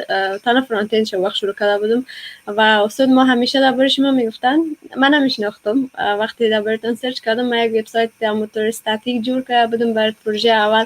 اولین چیزی که یاد کردم تصویر شما بود. هنوز لینکش از پیشم و بسیار برای من انگیزه دهنده بود چیزایی که شما انجام دادین. واقعا بسیار زیاد خوشحال شدم و باعث افتخار ما بود که امروز در دعوت ملابک گفتین و همراه ما جوین شدید. بسیار تشکر. خواهش میکنم، زنده باشین. تشکر از وقتی که برای من دادید. انشاءالله که همه ما با هم دیگه یک آینده بهتری برای افغانستان خواهیم ساخت. وقت همه شما بخیر. زنده باشید. خداحافظ. زنده باشید. خداحافظ. خب بسیار زیاد تشکر از خانم فرشته و حالا من میخوایم بانو رویا محبوب را در استریم اد کنم. خانم رویا محبوب یکی از قهرمانایی است که همگیتون میشناسین، تیم لید منیجر در تیم دخترای ربات ساز، کسایی که خیلی خیلی خیلی چی کردن، سر صدا کردن در سوشال میدیا در دنیای واقعی با دستاوردهای بزرگ و بسیار زیاد خوش آمدین خانم رویا. تشکر از اینکه دعوت ما را قبول کردین و امروز همراه ما هستین. تشکر از شما. سلام خدمت همه دوستان عزیزی که در این برنامه حضور دارن. امروز می‌خوایم که در ارتباط با کاری که انجام دادیم و همچنین در ارتباط با زندگی خودم شروع بکنم که چرا اصلا به کامپیوتر علاقه‌مند شدم. من میتونستم بسیار عالی. تشکر. بسیار عالی. ما مشتاقانه منتظر شنیدن از شما هستیم و شما را همراه آدینس تنها میمونم. صحبتایتان ادامه. من میتونستم یک خانم ناشناخته در افغانستان باقی بمونم. امروز مردان و زنان شجاعی که نهادهای خاصی رو رهبری میکنن یا کسانی که امروز سخنرانی داشتن در واقع کسانی هستند که جرأت کردن تا رویای روشن‌تری برای آینده خود داشته باشند. همانطور که رهبران، ریاضیدانان و دانشمندان آینده ممکن است هنوز ناشناخته باشند اما در میان ما حضور داشته باشند. زمان و تلاششان آنها را به ما خواهند شناخت. این جرأت بود که مرا برای اولین بار به یک کافه اینترنتی در هرات هدایت کرد. در آنجا برای اولین بار این جعبه جادویی را دیدم که مردم رو به دنیای بزرگ متصل می‌ساخت و هر آن چیزی رو که می‌خواستی می‌تونستی از داخل از این جعبه اینترنتی هر نوع اطلاعاتی رو که می‌خواستی به دست بیاری. این جعبه چیزی نبود جز کامپیوتر. با خود اندیشه کردم که این جعبه می‌تونه پاسخی به مشکلات ما باشه و برای تحقق رویاهای ما باشه. در لحظه زمانی که به کامپیوتر نگاه می‌کردم، آینده‌ای که در درک من بود نمیتونستم ببینم اما میتونستم تصور بکنم. رویاهایی که در من وجود داشت و عملاً تصمیم گرفتم که به هر رقم هست تکنولوژی سنتر زندگی آینده من باشه. از اون خاطر من برای رشته کامپیوتر ساینس رفتم، کامپیوتر ساینس در هرات خواندم و بعد از اون من اولین کمپانی که در ارتباط با تکنولوژی بود را ایجاد کردم که زنان و دختران زیادی را در ارتباط با ما استخدام کردیم که بتونن برنامه‌نویسی بکنن یا بلاگ نویسی بکنن و جزو اولین مدیر عامل‌های زن در رشته تکنولوژی در افغانستان شدم. در واقع تحصیلات خوب کلیدی بود که دریچه از فرصت‌ها را برای من و موفقیت‌ها را برای من باز کرد. تحصیلات بنیادی میتونن کمک کنن تا زنان از قدرت توانایی خودشون اطمینان حاصل کنن. این به نوبه خودش حتی میتونه ما تشویق بکنه که از حوزه هر کاری میتونیم براییم و زندگی موفق داشته باشیم. این دانش و تحصیلات در واقع باعث میشن که استقلال بیشتر داشته باشی و آسیب‌پذیری کمتری در یک جامعه داشته باشی. متاسفانه بسیاری از افراد هنوز هم در سراسر جهان دسترسی برابر به آموزش‌های با کیفیت ندارن و این در افغانستان و در کشورهای در حال توسعه بیشتر صدق میکنه. افغانستان از زمان طالبان مذهبی بوده و هنوز هم یک جامعه بسیار سنتی و مرسالار است. اما یک توصیه شنیده بودم که از الهام گرفته که میگه منتظر نمانید که چیزی بهتر شود، خودتان را بهتر بسازید. از همون خاطر تصمیم گرفتم که مؤسسه دیجیتال سلف فاند ایجاد بکنم و او را همراه یک هدف آغاز کردم که تکنولوژی برای همه مخصوصا زنانی که در کشورهای محافظه‌کار مثل افغانستان هست قابل دسترس باشه. و معتقد هستم که همه مستحق فرصت‌های برابر و آموزش‌های با کیفیت هستند صرف نظر از جنسیتشان، محل سکونت یا موقعیت اجتماعی که دارند. هر کسی سزاوار هست تا تغییر و فرصت رو داشته باشد تا بتونه لیاقت خود نشان بده. ما در مؤسسه دیجیتال فاند حدوداً 13 سنتر داریم، 11 تایش در 11 مکتب دولتی قرار داره. بیشتر کارهایی هم که انجام میدیم در هرات هست و بیشتر فوکسی هم که داریم روی متعلمین مکاتب هست که از سنین 12 تا 18 سال هست و سالانه بین 2000 شاگرد را ما در مراکز خود آموزش میدیم که در ارتباط بازی یاد میگیرن که چطور از ابتدایی ترین چیز که چطور همراه با کامپیوتر کار کنن تا لول ازی که بتونن برنامه بنویسن، وب دیولپ بکنن. و در این حال هم ما برنامه فاینانشال لیترسی داریم که بسیار یک تغییر زیادی رو در کارهای ما ایجاد کرد. خانم‌ها رو تدریس میکنه چطور میتونن که منیج کنن به حساب بخش پولی رو از خانه تا لول ازی که بتونن که انترپرنور یا اما تجارت خود آغاز بکنن که خوشبختانه در سال 2019 ما میشه صدها خانم رو داشتیم که کار تجارت خود آغاز کردن و اکثریتشون هم زیر سنین 18 سال بودن که یک نمایشگاه بسیار بزرگ هم در این ارتباط ایجاد کردیم. میتونم بگویم که اگر ما جرئت نکنیم که در یک راه جدید قدم بگذاریم و برای یک چیز جدید چیز دیگری بجنگیم، هیچ چیزی تغییر نخواهد کرد. اما اگر بخوایم که برای آینده بهتری برای زنان و کودکان در سراسر جهان استفاده کنیم، آن وقت ما میفهمیم که قدرت لازم داریم که برای تاثیرگذاری برای تغییر اقدام بکنیم، چون جرأت به انسان انگیزه خواهد داد. میخوایم داستان دیگه رو براتون بگویم که باعث شد که بسیار از کارهای خود ما یا برنامه‌های طولانی مدت خود را تغییر بدیم. در سال 2017 یک سازمان غیرانتفاعی به نام فرست گلوبال همراه ما تماس گرفت، چون میفهمیدن که ما مثلا همراه با نوجوانان بیشتر سر کار داریم و از ما خواستن که برای یک مسابقه بین‌المللی برای نوجوانان یک تیم رباتیک تشکیل بدیم. و از همون خاطر ما تصمیم گرفتیم که تیم روی پردازان را ایجاد بکنیم که اولین تیم دخترانه بود و چون ما می‌خواستیم که یک پیام بسیار قوی را به دخترها در افغانستان و همچنین به دخترها در سرتاسر دنیا برسانیم که یک مطلب معروف است که میگه خواستن توانستن است. اما متاسفانه وقتی تیم آماده شد، از بین 160 کشور جهان فقط افغانستان و گانا دو کشوری بود که نتونستن ویزای خود دریافت بکنن. و چون ما از اول هم همراه با شبکه‌های اجتماعی سر کار داشتیم، تصمیم گرفتیم که پافشاری بکنیم.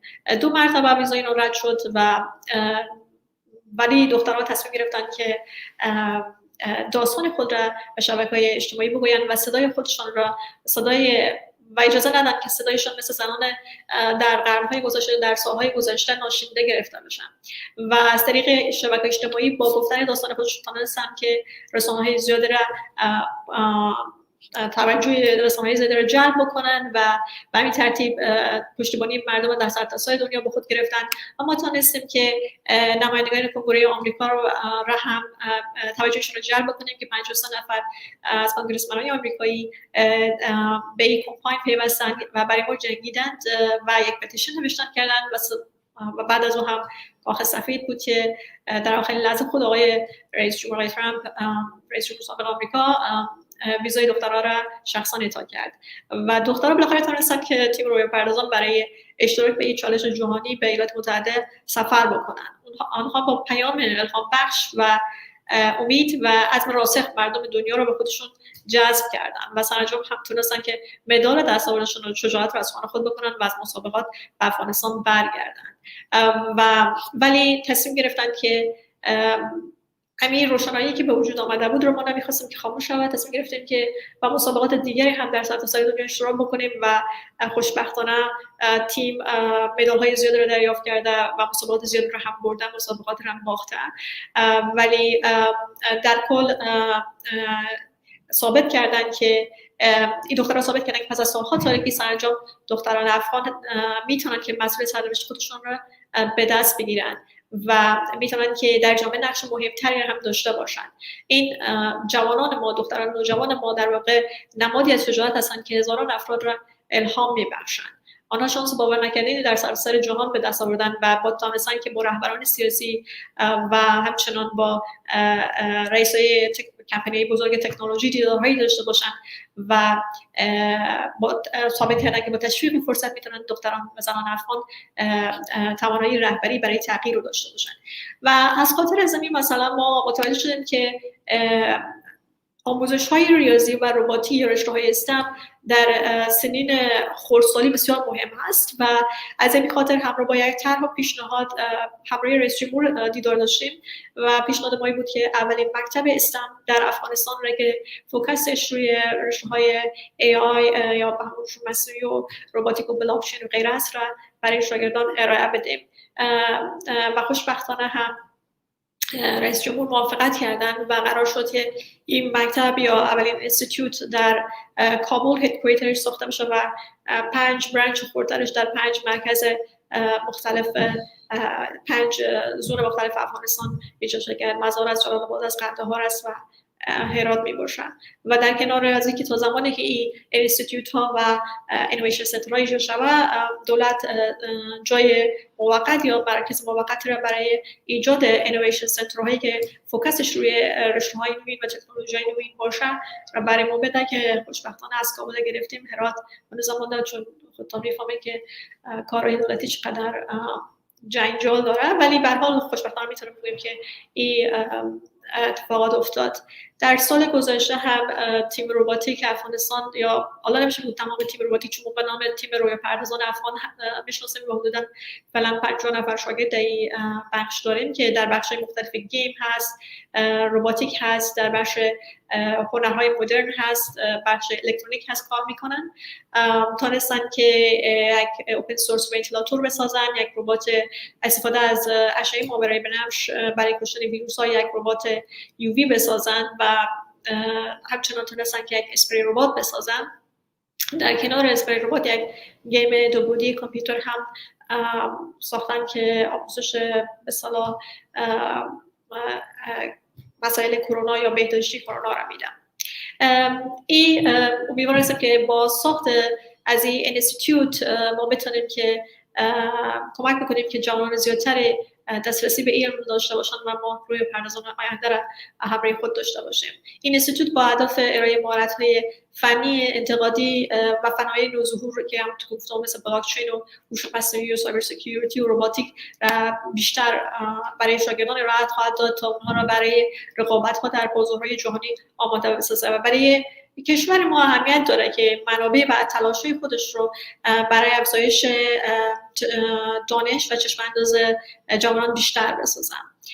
و معتقد هستم که نسل‌های بعدی شایستگی یادگیری و فارغ التحصیل شدن از فن‌های چون MIT یا هاروارد دارن، اما اگر ما بتونیم که فرصت دسترسی به اهداف و رویاهای آنها را برایشان فراهم بسازیم.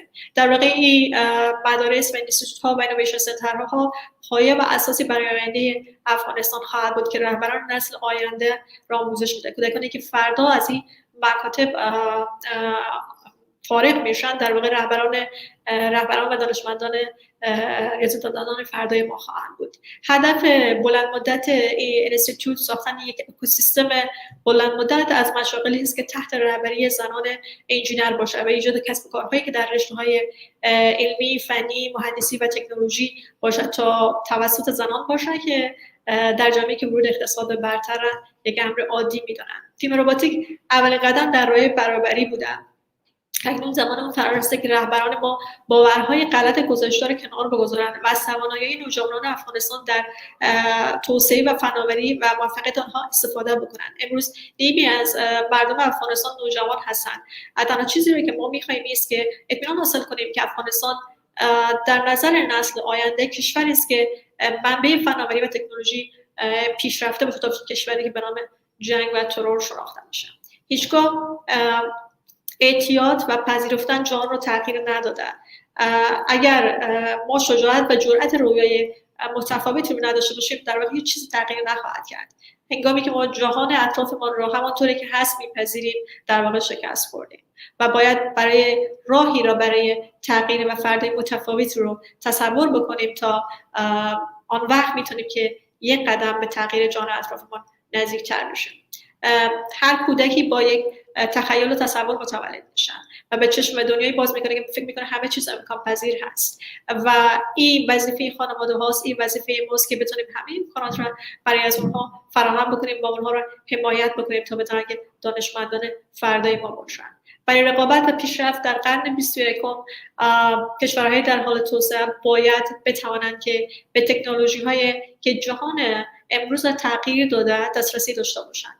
اگر تدریس آموزش‌های فناوری‌های نوین چون هوش مصنوعی، رباتیک، بلاکچین و غیره به صورت مساوی تقسیم نشه یا مساوی در نظر نگرفته نشود، احتمال تشدید نوباوری‌ها، تداوم تعصبات خطرناک و افزایش فاصله بین جوامع ثروتمند و جوامع فقیر را بیشتر خواهیم داشت. مقابله با نابرابری یک سفر پیچیده است و نیاز به اقدامات بسیاری در سطح بسیاری از سطوح بالا داره و سرمایه‌گذاری در چندین مرحله نیاز داره و من معتقد هستم که نابرابری در قلب چالش گسترده برای جامعه مسلط‌آمیز و فراگیر نهفته است.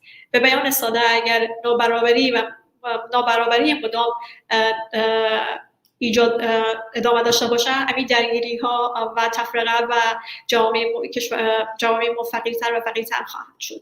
من فکر میکنم که اکنون زمان فرصت یک جنبش در سرتاسر منطقه آغاز بکنیم که از دایره خدمات آموزشی ختم قدم تغییر بکنه به یک رویکرد سیستمی که الگوی سرمایه‌گذاری آموزش در رشته‌های علمی فناوری و خصوصا در رشته STEM برای نوجوانان دختر باشد تا بتونیم که آنها را آماده بسازیم. بر صورت من فکر میکنم که دختران و زنان نیاز دارند که به مهارت‌های مورد نیازشون دست پیدا بکنن و برای این کار نیاز هست که دولت‌ها و همچنان مؤسسات و کسانی که در این بخش کار میکنن همکاری لازم را داشته باشن تا روی کیفیت آموزش توجه بشه و دسترسی برای نوجوانان ما خصوصا دختران در رشته STEM را آماده بسازن.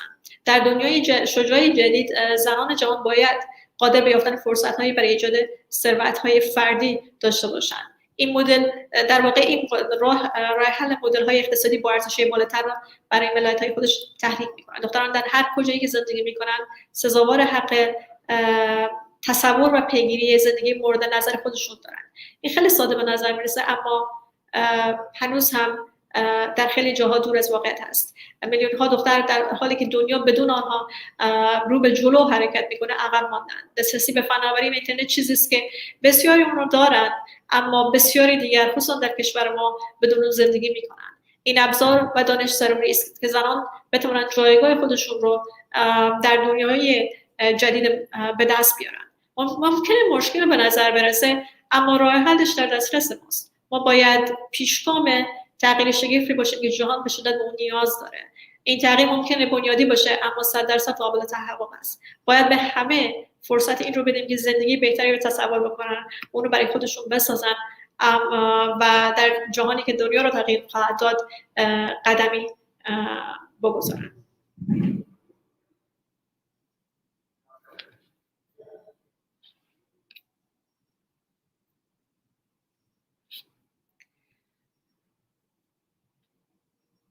خب من اسمشم خلاص شد.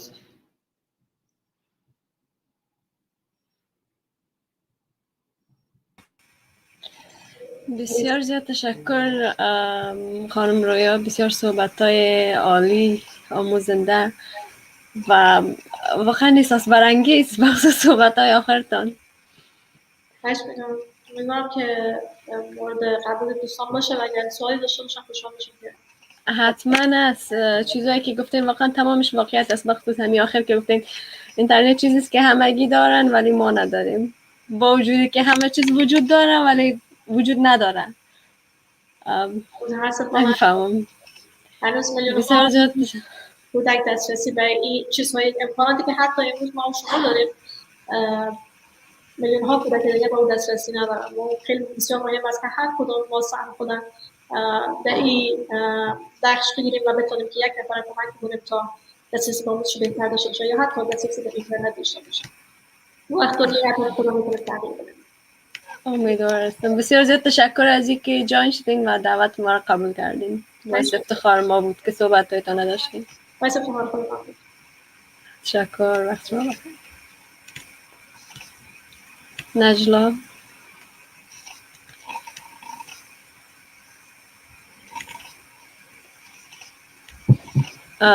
میوت درست صدای ما داری؟ صدای تفرست.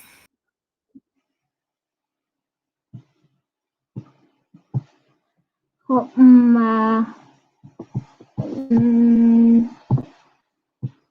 خانم فاضیه میشه کنفرم کنیم که صدای نداره؟ بله صدا شما رو دارم. اوکی تشکر. خب وقت در اجندای ماهی هست که ما تاپ 10 پروژکت معرفی کنیم به شما و بازم میگم که بسیار زیاد تشکر از اینکه همراه بر ما پروژهتان سابمیت کرده بودین. از 10 شروع میکنیم، از 10 بهترین شروع میکنیم و تا پایان شده میریم. ما اولین نفره که تاپ در بهترین پروژه آمد هست نوابی. پروژهشان بود، برشان تبریک میگم. اینا یک سکسس لایبرری، یک کتابخانه جور کردن. یک وب اپلیکیشن است که شیر کرده بودن همراه ما، بسیار عالی بود. تشکر صدف جان، تبریک میگم برتان که در بهترین جوین آمدیم. و پروژه بعدی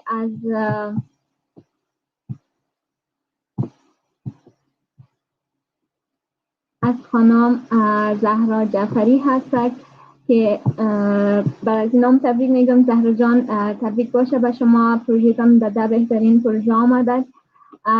یک چیز باید بگویم که پروژه قرار است که همراه هر کدام از اینا ما یک سیشن داشته باشیم و پروژهشان رو ببینیم. از خانم زهرا جعفری یک سیستم انتخابات هستن که اونا را جور کردن و انشالله که دیموش هم در برنامه‌های بعدی می داشته باشیم. و پروژه بعدی هم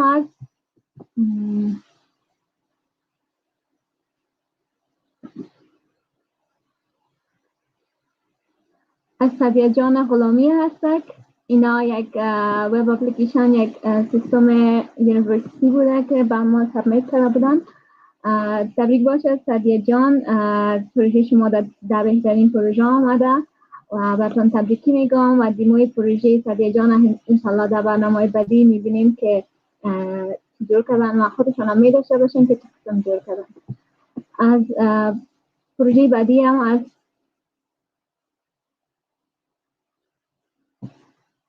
از خانم فرخنده زاهد است از تیم باینری، دختر باینری گرلز هستن که اینا یک تیم هستن که در مزار فعالیت دارن و پروژه مختلف را کار کردن که انشالله در برنامه بعدی می داشته باشیم چون و پروژهشان رو می بینیم. و پروژه بعدی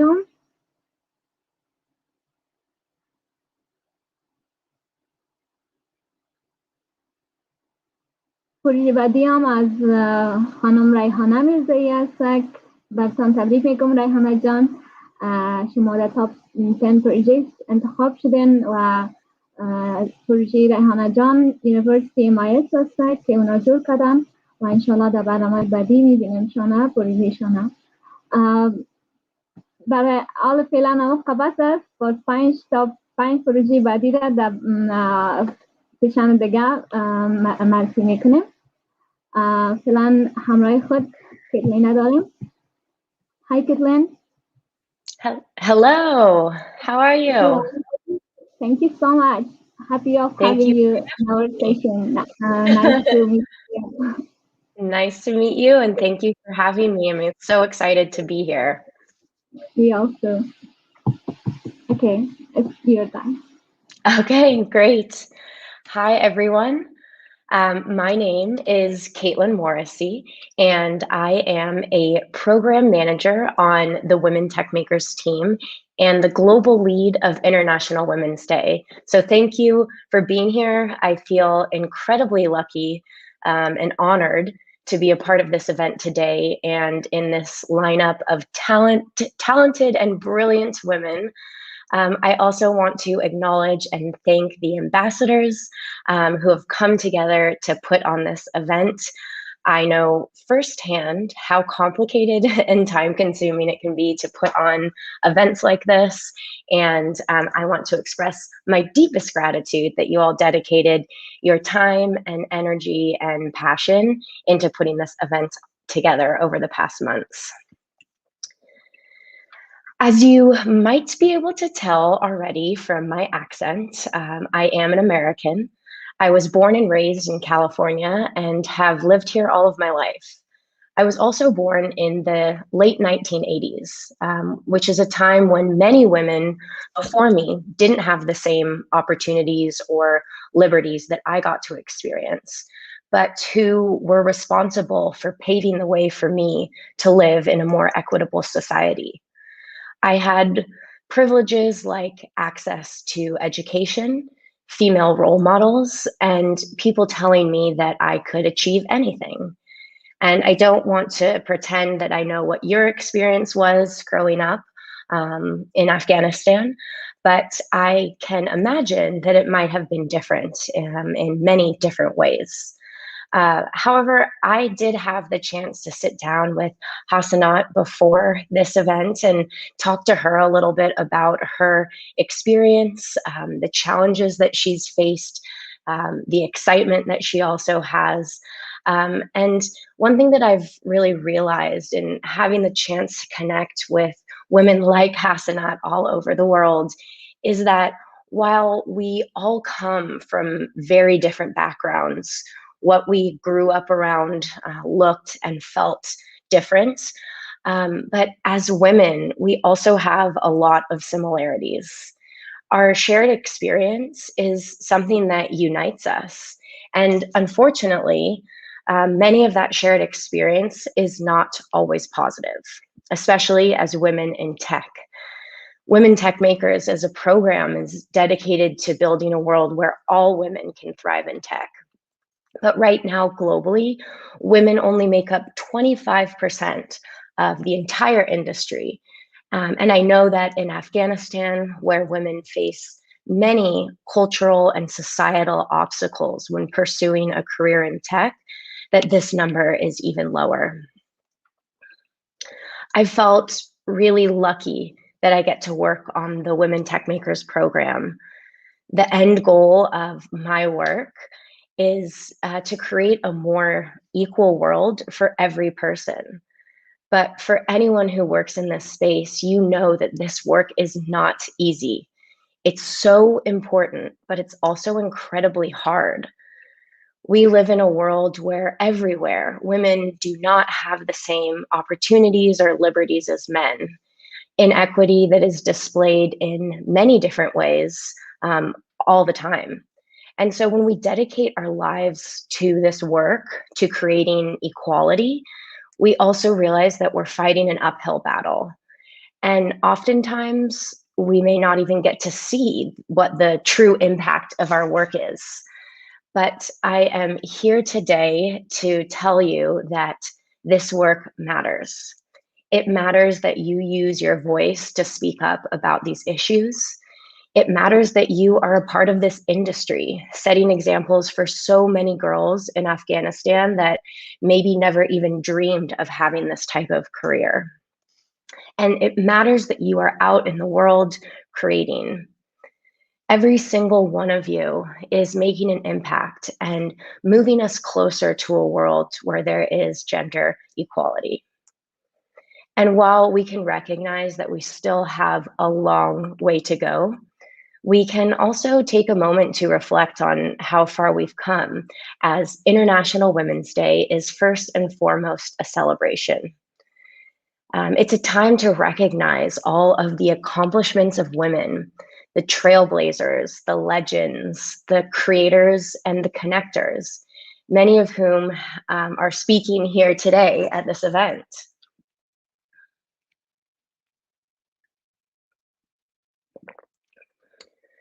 2021 marks the 8th year of the Women Tech Makers program and the 8th time that we've celebrated International Women's Day as a community. Over these past 8 years, we've seen hundreds of thousands of events, throughout the entire world, which have reached hundreds of thousands of people. So this community that you are a part of today extends beyond the attendees of this event and to the thousands of women and allies globally who have participated and celebrated International Women's Day. And these celebrations are so important. When we get a chance to see women on the virtual stages, sharing their knowledge and expertise, when we get a chance to connect with one another and learn a little bit more about where we're all coming from and what our experiences are, we really start to change minds and create change. This Women Tech Makers community is incredibly powerful. Over the past 8 years, we've seen some of the most interesting, creative, and inspiring events happen around International Women's Day. The ambassadors who've put on this event today have a huge passion for bringing people together, providing spaces to connect and to create community. And community is so important. Coming together like this helps to drive awareness of the issues and challenges that women face. It creates more empathy and understanding between everyone, and it really helps to elevate the roles and status of women across the industry. But it was right around this time last year that our entire world was confronted with a brand new challenge: the spread of COVID-19 and the massive global shutdown. Over the past year, the statistics show that women have left the labor force at a rate of 4 times higher than men. And experts are believing that progress towards gender equality could be one of the many casualties of this pandemic.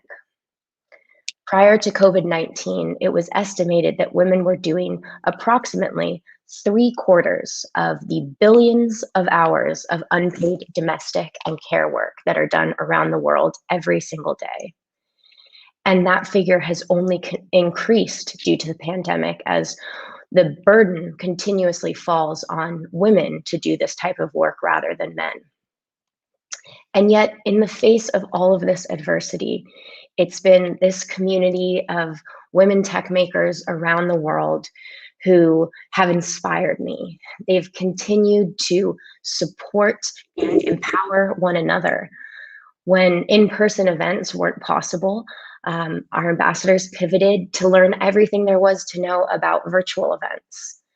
And this community has continued to move forward, has continued to find ways to connect and to learn with one another, to come together to put events on like the one today. And it's exactly this type of creation and innovation that was the inspiration for our theme this year, which is courage to create. The challenges we have all experienced and continue to face as part of this global pandemic have ranged from loneliness and isolation to despair, grief, and loss. But I've really been able to see firsthand the power of human connection, even when it is over a screen, and how that can make an impact. I've attended countless virtual events where I've heard from women who are accomplishing incredible things. And I've also gotten the chance to network virtually with women all around the world and gotten to hear more about them, their stories, how this time has been for them, and what are the things that are getting them through every single day. Whether it's big or small, women are out there making things in the world and creating change in the industry. Because it is so important to have a diverse group of people, and talking about diversity in gender, but also in experience, in background, and in location. We want all of these types of people to be creating in tech because everyone's contributions are important. Everyone's voice deserves to be heard and recognized.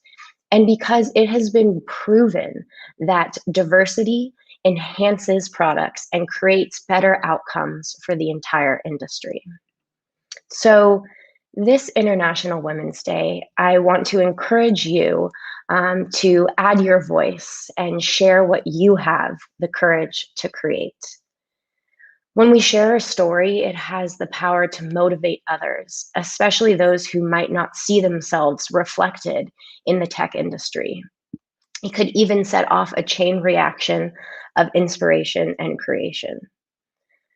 I also want to take a brief moment to recognize that in this past year, we may not have had the time or energy or ability to create massive changes. It has been a hard year. And if that's resulted in a lot of creation, that's great. There's no shame in that. But for some of us, just making it to the end of the day is cause enough for a celebration.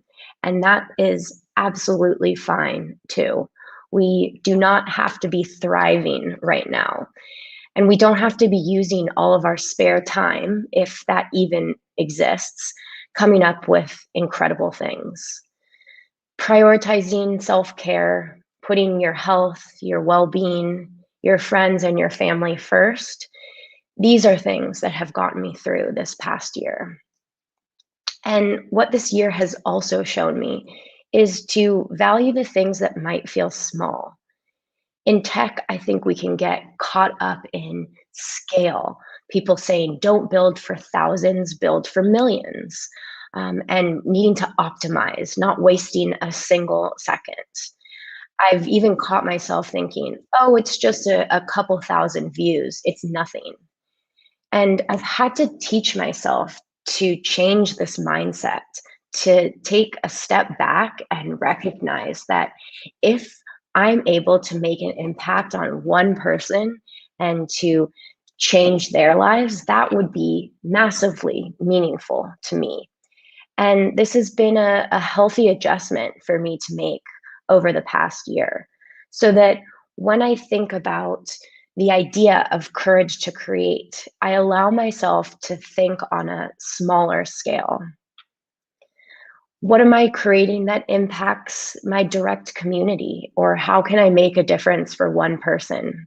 And maybe that framing of cherishing the small is helpful for you too. Creation is a process. It takes time and it takes work and it takes energy. But when we reach a goal, when we finally finish a project or hit our target or launch our site, we often forget about all of the work, all of the countless hours and sleepless nights it might have taken us to get to this point. We're too busy celebrating, which is great. Or maybe we're already deciding what our next goal should be. But then when we get started on something new, when we set our next goal or come up with an idea for our next creation, we can feel overwhelmed or lost. The goal can feel so huge, so impossible to ever achieve. You might think, where do I even start? I've felt this so many times before in my life, and you think it would get easier. But when I'm sitting there looking at my goal that feels so far away, I can feel paralyzed and not know how to move forward. And so I have to remind myself that in these times, I need to take a deep breath to remember that I've been here before. All goals, when we first set them, can feel scary and overwhelming. But the important thing is that we just actually start. We take one step forward, even if it's small. And then rather than only focusing on the far off goal, we break it down into smaller pieces. And doing this can even make the most outrageous goals feel more manageable. So let's say that you wanted to start your own company. How would it feel to wake up every day with the goal in mind of, I want to launch my company and be profitable in 5 years? I know that personally, having that thought all the time would be scary and produce a lot of anxiety and stress.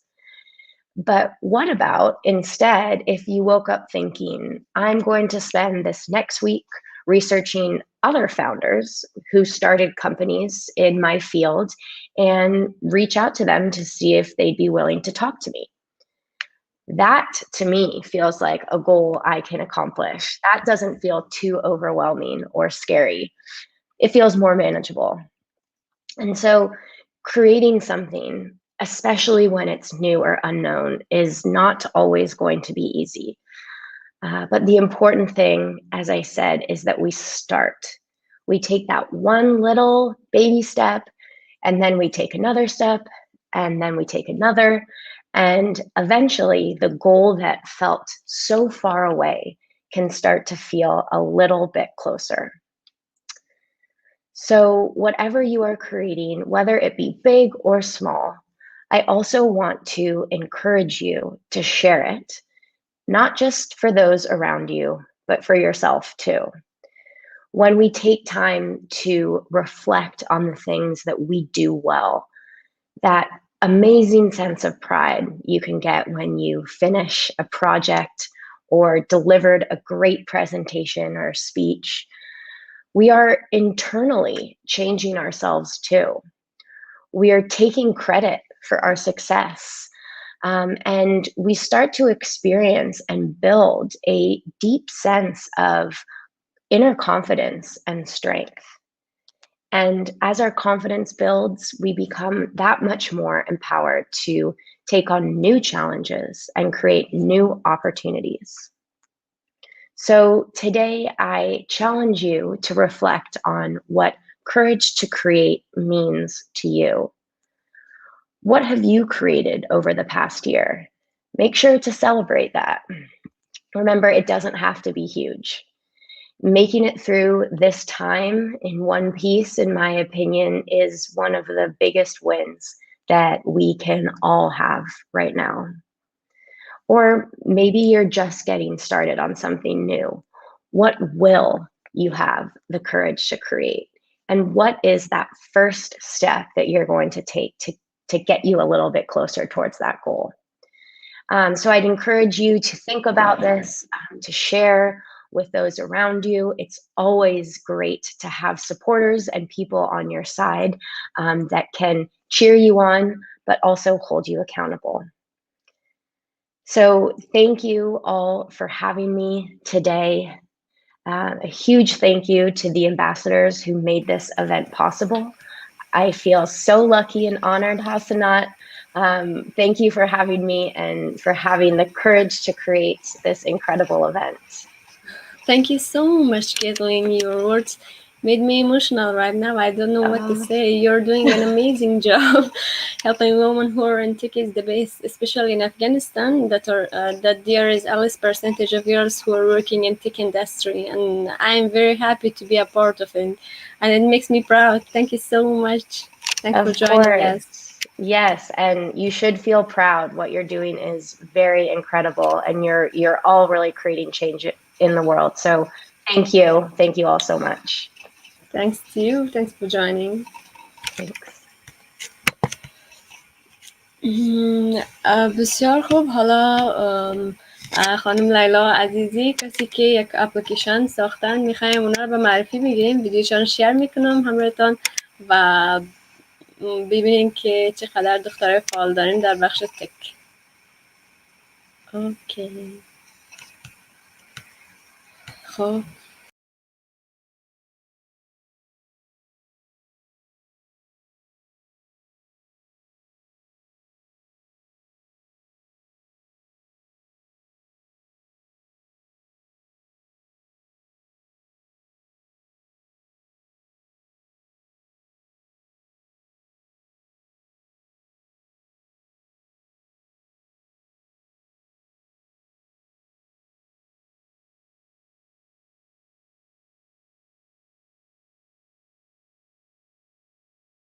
با عرض سلام و خسته نباشید خدمت همه شما عزیزان. روز زن به خانم‌های محترم تبریک عرض میکنم. بسیار خوشحال هستم که امروز در جمع شما قرار دارم و فرصتی برای ما مهیا شده که درباره بخشی از کارها با شما صحبت کنم. خب قبل از هر چیزی میخوام یک معرفی از خود داشته باشم. لیلا عزیزی هستم، سافت‌ویر انجینیر و گیم دیولپر و فعلا هم در شرکت افغانستان من حیث گیم دیولپر مشغول به کار هستم. گیم دیولپمنت به مدت 2 سال در کوتو اینسپایر فرا گرفتم. کوتو اینسپایر اولین و بهترین مرکز کدنویسی برای زنان در افغانستان هست که توسط خانم فرشته فروغ تأسیس شده و فعلا هم دخترای زیادی در بخش‌های متعدد مثل گیم دیولپمنت، وب دیولپمنت، موبایل اپ دیولپمنت، گرافیک دیزاین و بلاک چین مشغول به فراگیری هستن و همچنین به صورت عملی کار میکنن. امروز در مورد چیزی که میخوام صحبت کنم اولین گیمی هسته که من ساختم، در مورد که جریان کار از چه رقم بوده، با چه چالش های روبرو شدیم، از چه انجینی استفاده شده و مسائلی از این قبیل میخوام با شما صحبت کنم. همطوری که همه شما میفهمین همیشه در جامعه ما زنان ضعیف تلقی شدن، گویا اونا از پس مشکلاتی که دارن بر نمی آین و یا با چالش ها رویارویی کرده نمیتونن و در مواقع حساس نمیتونن تصمیم های درستی بگیرن که یکی از بزرگترین تبعیض هایی هسته که افراد جامعه ما بین زنان و مردها ایجاد کردن، در حالی که اصلا فکر این مردم ما درست نیست و زنها همانند مردها میتونن با مشکلات رویارویی کنن و به خیلی خوبی میتونن از پس مشکلات برآین. بران زمانی که ما و دوستای ما تصمیم گرفتیم که یک گیم بسازیم، تصمیم ما سر از این بود که گیم ما علاوه بر اینکه مفرح و سرگرم کننده باشه یک سوشال امپکت هم داشته باشه و ما این نکته خیلی پررنگی در جامعه ما هست در نظر گرفتیم و خواستیم که گیم ما علاوه بر اینکه یک سری سرگرمی رو بر مردم فراهم بکنه، توانایی های یک دختر و یک زن افغان نشون بده، توانایی که او قادر به رویارویی با مشکلات و چالش ها هست. پس برای ما تصمیم گرفتیم که این قدرت ها و توانایی واقعی زنان در قالب یک داستان تخیلی بیان کنیم. اگر خواسته باشم در مورد چکیده از این داستان تخیل صحبت کنم، داستان به صورتی هست که یک دختر قهرمان و شجاعی در یک سرزمین زندگی میکنه و این شاهدخت همیشه از مردم و سرزمین خود در مقابل یک جادوگر پلید محافظت میکنه. یک روز وقتی که شاهدخت برای سیاحت به بیرون از قصر میره، جادوگر از فرصت استفاده میکنه و به قصر از اونو حمله میکنه و قصر رو ویران میکنه و همچنین خانواده از او به اسارت میبره. شاهدخت وقتی که از سیاحت برمیگرده و قصر رو میبینه از ماجرا جویا میشه و متوجه از این میشه که او جادوگر به قلعه از اینا، قصر از اینا حمله کرده و بران شاهدخت مجبور هسته که برای رهایی مادر و پدرش و برگشت آرامش به سرزمین به نقاط متفاوتی از سرزمینش سفر کنه و با جادوگران زیاد بجنگه تا اینکه به قلمرو جادوگر اصلی برسه و او شکست بده و خانواده و سرزمینش نجات بده. خب این چکیده از داستانی بود که پشت این گیم ما هسته. دختر قهرمان داستان ما کدام شخصیت خاص تاریخی افغانی مانند خانم ملاله یا شخصیت‌های قهرمان دیگی که در تاریخ ما بوده نیست، بلکه نشان دهنده و یا نماینده تک تک دخترها و زنان قهرمان کشور ما هست که در این شرایط سخت با تمام دشواری‌ها می‌جنگن و برای پیشرفت جامعه و کشور خود تلاش میکنن. خب اهدافی که ما از ساخت این گیم داشتیم این بود که ما بیایم فرهنگ مساوات بین زن و مرد ترویج کنیم در بین جامعه، ای که مردم بفهمن که زنها و مردها هر دو به صورت مساویانه توانایی رویارویی با مشکلات دارن. علاوه بر از اون می‌خواستیم که توانایی‌های اصلی و قدرت‌های خیلی فوق‌العاده خانم‌ها رو نشون بدیم و اینکه این فرهنگ بین مردم ترویج بدیم که به خانم‌ها و دخترای خود باور کامل پیدا کنن. این باور پیدا کنن که اونا میتونن ناجی و حمایه کننده خانواده خوب باشن، میتونن مشکلات خانواده خود رفع کنن. خب بالاخره بعد از اینکه سناریوی از این گیم درست شد و ما اهدافی که داشتیم رو مشخص کردیم، شروع کردیم به اینکه روی گیم کار کنیم، از روی سناریو کم کم برسیم به روی گیم. به همین خاطر با گروه ما موکب‌های بسیار ساده‌ای که بیانگر از این بود که حالا به هر مرحله چه محیطی وجود داشته باشه، در هر مرحله چه موانعی وجود داشته باشه، چه اینیمی‌ها و بازهایی وجود داشته باشه، سر از این کار کردیم و بعد از اینکه موکب مرحله‌های متفاوت ایجاد کردیم، شروع کردیم به کار خود و به 3 گروه تقسیم شدیم که گروه اول روی قسمت ساوند و افکت گیم کار کردن، گروه دوم روی قسمت گرافیک و انیمیشن و قسمت سوم کلا دیولپمنت و کدنویسی گیم بر عهده گرفته بودن. در این راه ما با چالش‌های زیادی برخوردیم. یکی از عمده‌ترین چالش‌ها این بود که ما نمیتونستیم اون صداها و اون دیزاین هایی که مختص مربوط به گیم ما بوده پیدا کنیم، به خاطر که گیم یا گیم افغانی بود و همچین دیزاین هایی و همچین صداهایی که ما نیاز داشتیم از قبل ایجاد نشده بودن و ما هم توانایی ایجاد از اونا در همون زمان نداشتیم. بنابراین گروه ما، تیم ما با همکاری هم تونستیم که این مشکلات رو حل کنیم. ساوندهایی که نیاز داشتیم از میکس کردن ساوندهای متفاوت ایجاد کردیم. گرافیک و انیمیشن قسمت هایی که نبود اونا خود ما درست کردیم. خب تجربه اول بود و بسیار بر ما به اون زمان سخت بود، ولی ما امید خود از دست ندادیم و همیشه کوشش کردیم، تلاش کردیم تا این گیم بتونیم بسازیم. سرانجام با تمام مشکلاتی که بود، با تمام چالش‌هایی که بود، ما تونستیم که این گیم در قالب یک گیم 2 بودی و با نوعیت پلتفرمی ایجاد کنیم. تعداد زیادی از افراد در افغانستان از انواع متفاوت گیم ها یا ژانرهای متفاوت گیم ها خبر ندارن.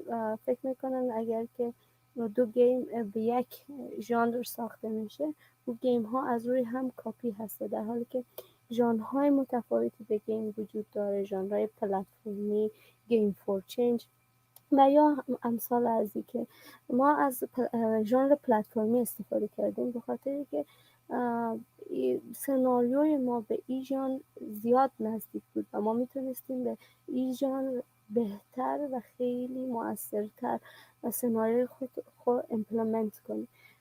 گیم های پلتفرمی گیم های هستند که در از اونا شخص میتونه که پلیر رو کنترل کنه.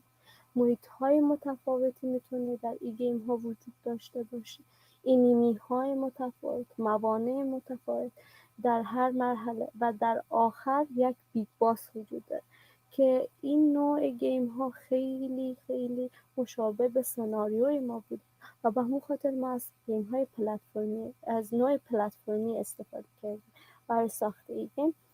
خب برای ساخت این گیم از انجینی که ما استفاده کردیم یونیتی انجین بود. یونیتی انجین یکی از قوی ترین انجین های کراس پلتفرم هست که نه تنها برای گیم سازی بلکه در عرصه های متفاوت مثل عرصه های فیلم سازی، برای دیزاین کردن ساختمان ها به صورت الکتریکی، موکب، ساختن موکب آرکیتکچری و قسمت های متفاوتی مثل AR، Augmented Reality، VR، Virtual Reality و قسمت های متفاوت از استفاده میشه. و زبان‌های برنامه‌نویسی زیادی رو ما میتونیم با یونیتی انجین استفاده کنیم، ولی زبانی که ما برای ساخت ای گیم استفاده کردیم سی شارپ بوده.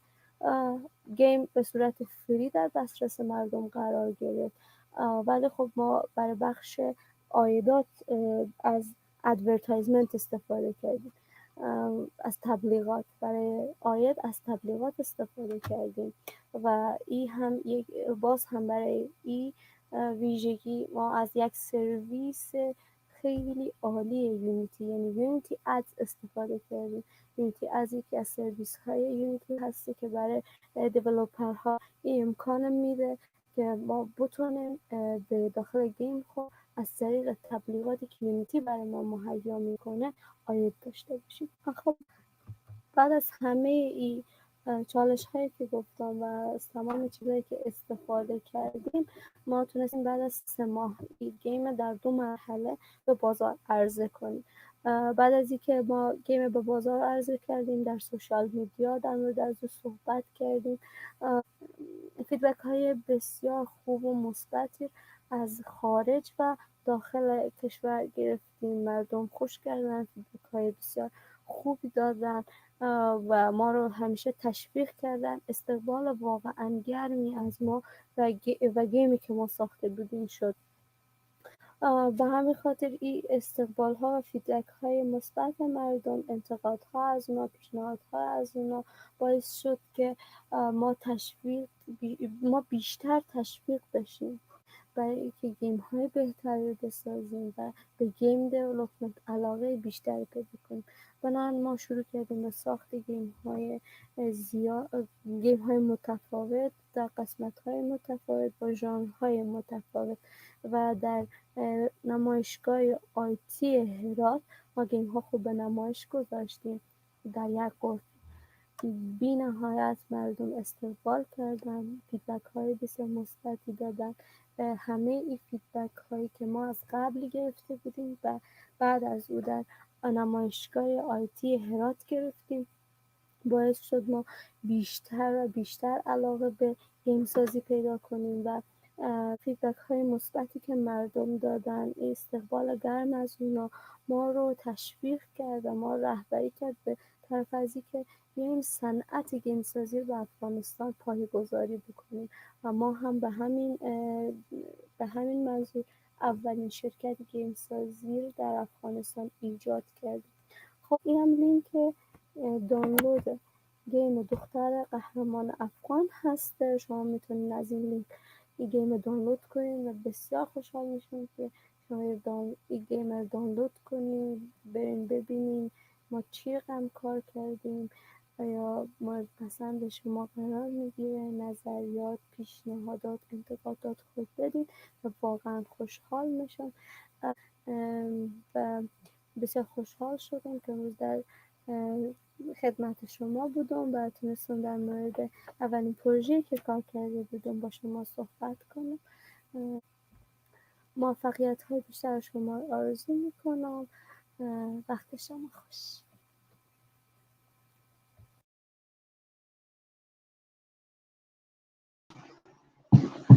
تشکر بسیار زیاد لیلا جان. تشکر از اینکه به ما پرزنت کردن گیمتون.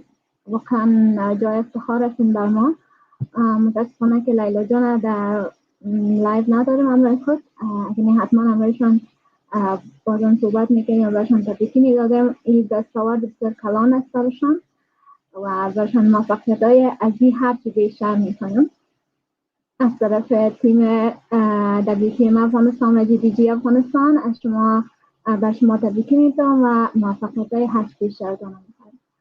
خب قرار آجندا مهمان بعدی ما خانم سمانه بدایی هستن که خانم موفق هستن که در کانادا زندگی میکنن و خواستن مسیج و پیام خود از طریق سیشن ما با شما شیر کنن و میشنیم ازشان که چی بکنیم دارم.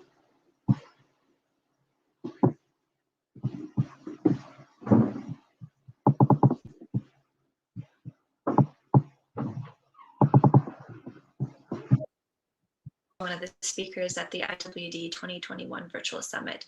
I first and foremost want to applaud all of you on your continuous push and drive to be at the forefront of tech. For those who don't know me, my name is Samana Badi'i. I'm the founder of FemForce, a virtual support company powered by women. I've said this before in the past. I think technology is hugely underrated and the potential that it has for women around the world. The latest advancements in technology have already started to erase geographical borders. They have allowed women, educated and driven women, to take on job opportunities that just simply weren't there before. And this is what FemForce is all about, bringing together women who specialize in all sectors, from web developers to graphic designers, from IT specialists to virtual assistants, from accountants to data entry specialists. My goal is for companies to hire FemForce not because it is run by women, but because we drive results. And I think that's how it should be, across the board. So you look at countries where women, are still scared to speak up, to talk back, to defend themselves, to walk outside alone. I think it's in these countries where technology can be such a great asset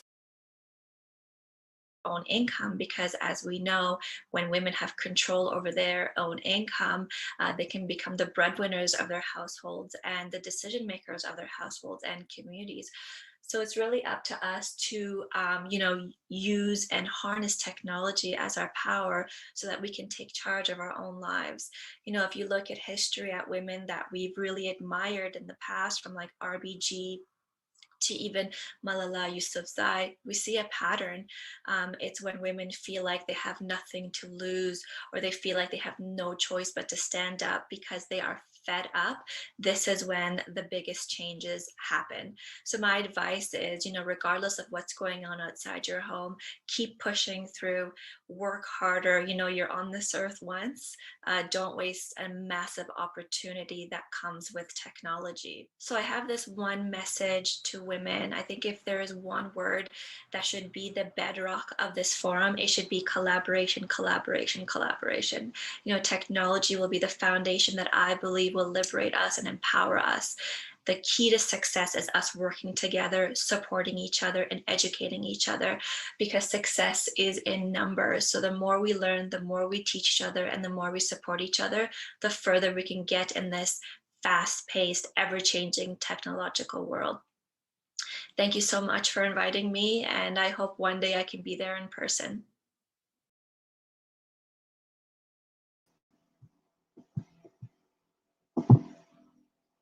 تشکر بسیار زیاد از همانا جان که پیامشون رو بر ما رهان کرده بودن. درباره فمفورس میشه که شما در وبسایتشان برین چک کنین و معلومات زیادتر رو در اونجا ببینین. خانم فاضیا که دارم.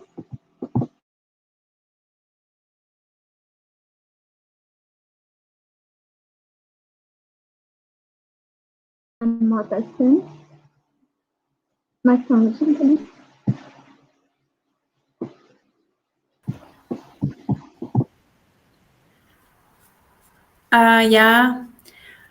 اوکی. اسپیکر بعدی ما آزیتا عظیمی است از پنزه کامپیوتر ساینس هرات. یکی از استادای کامپیوتر ساینسن که اونا رو حد میکنم که اما متاسفانه اینترنت اینا ضعیفه. امیدوارم که بتونن بر ما لایف پرزنت کنن که ما بتونیم سوالایی هم که عزیزان میکنن از اینا مستقیم پرسان کنیم. خانم عظیمی خیلی خوش آمدیم. سلام علیکم، روز همگی بخیر. من روز زن به تمام خانم‌های افغانستان، به خصوص کسایی که فعالیت دارن و زحمت میکشن، تبریک میگم. انشالله که بتونم پرزنتیشنی که دارم برای شما ارائه بدم.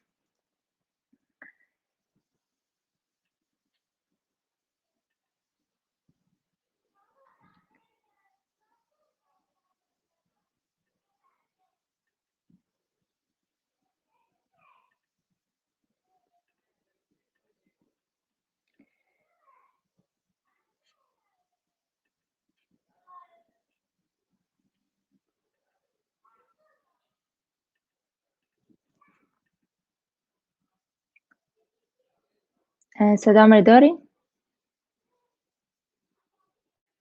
بله بله. بله دارم. بله شیر شدیم. سیز. به نام خدا.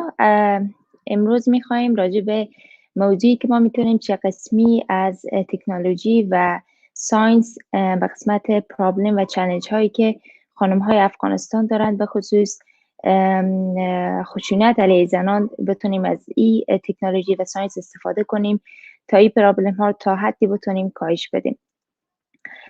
کانتنتی که من میخواییم پرزنت کنم اینه که چه چالش هایی در کل خانم های افغانستان امروزه مواجه هستند، خشونت علیه زنان در جهان و در افغانستان چی اندازه می باشه، چه قسمی میتونیم از ساینس و تکنولوژی استفاده کنیم تا اینکه این چالش ها کاهش بدیم و به عنوان مثال دیتا ماینینگ که در نظر گرفتم تا به عنوان یک تول بتونیم برای پرابلم ها استفاده کنیم و تکنیک هایی که دیتا ماینینگ داره و ریزالت دیتایی که من با استفاده از تکنیک های دیتا ماینینگ استفاده کردم و دیتا خود انالایز کردم.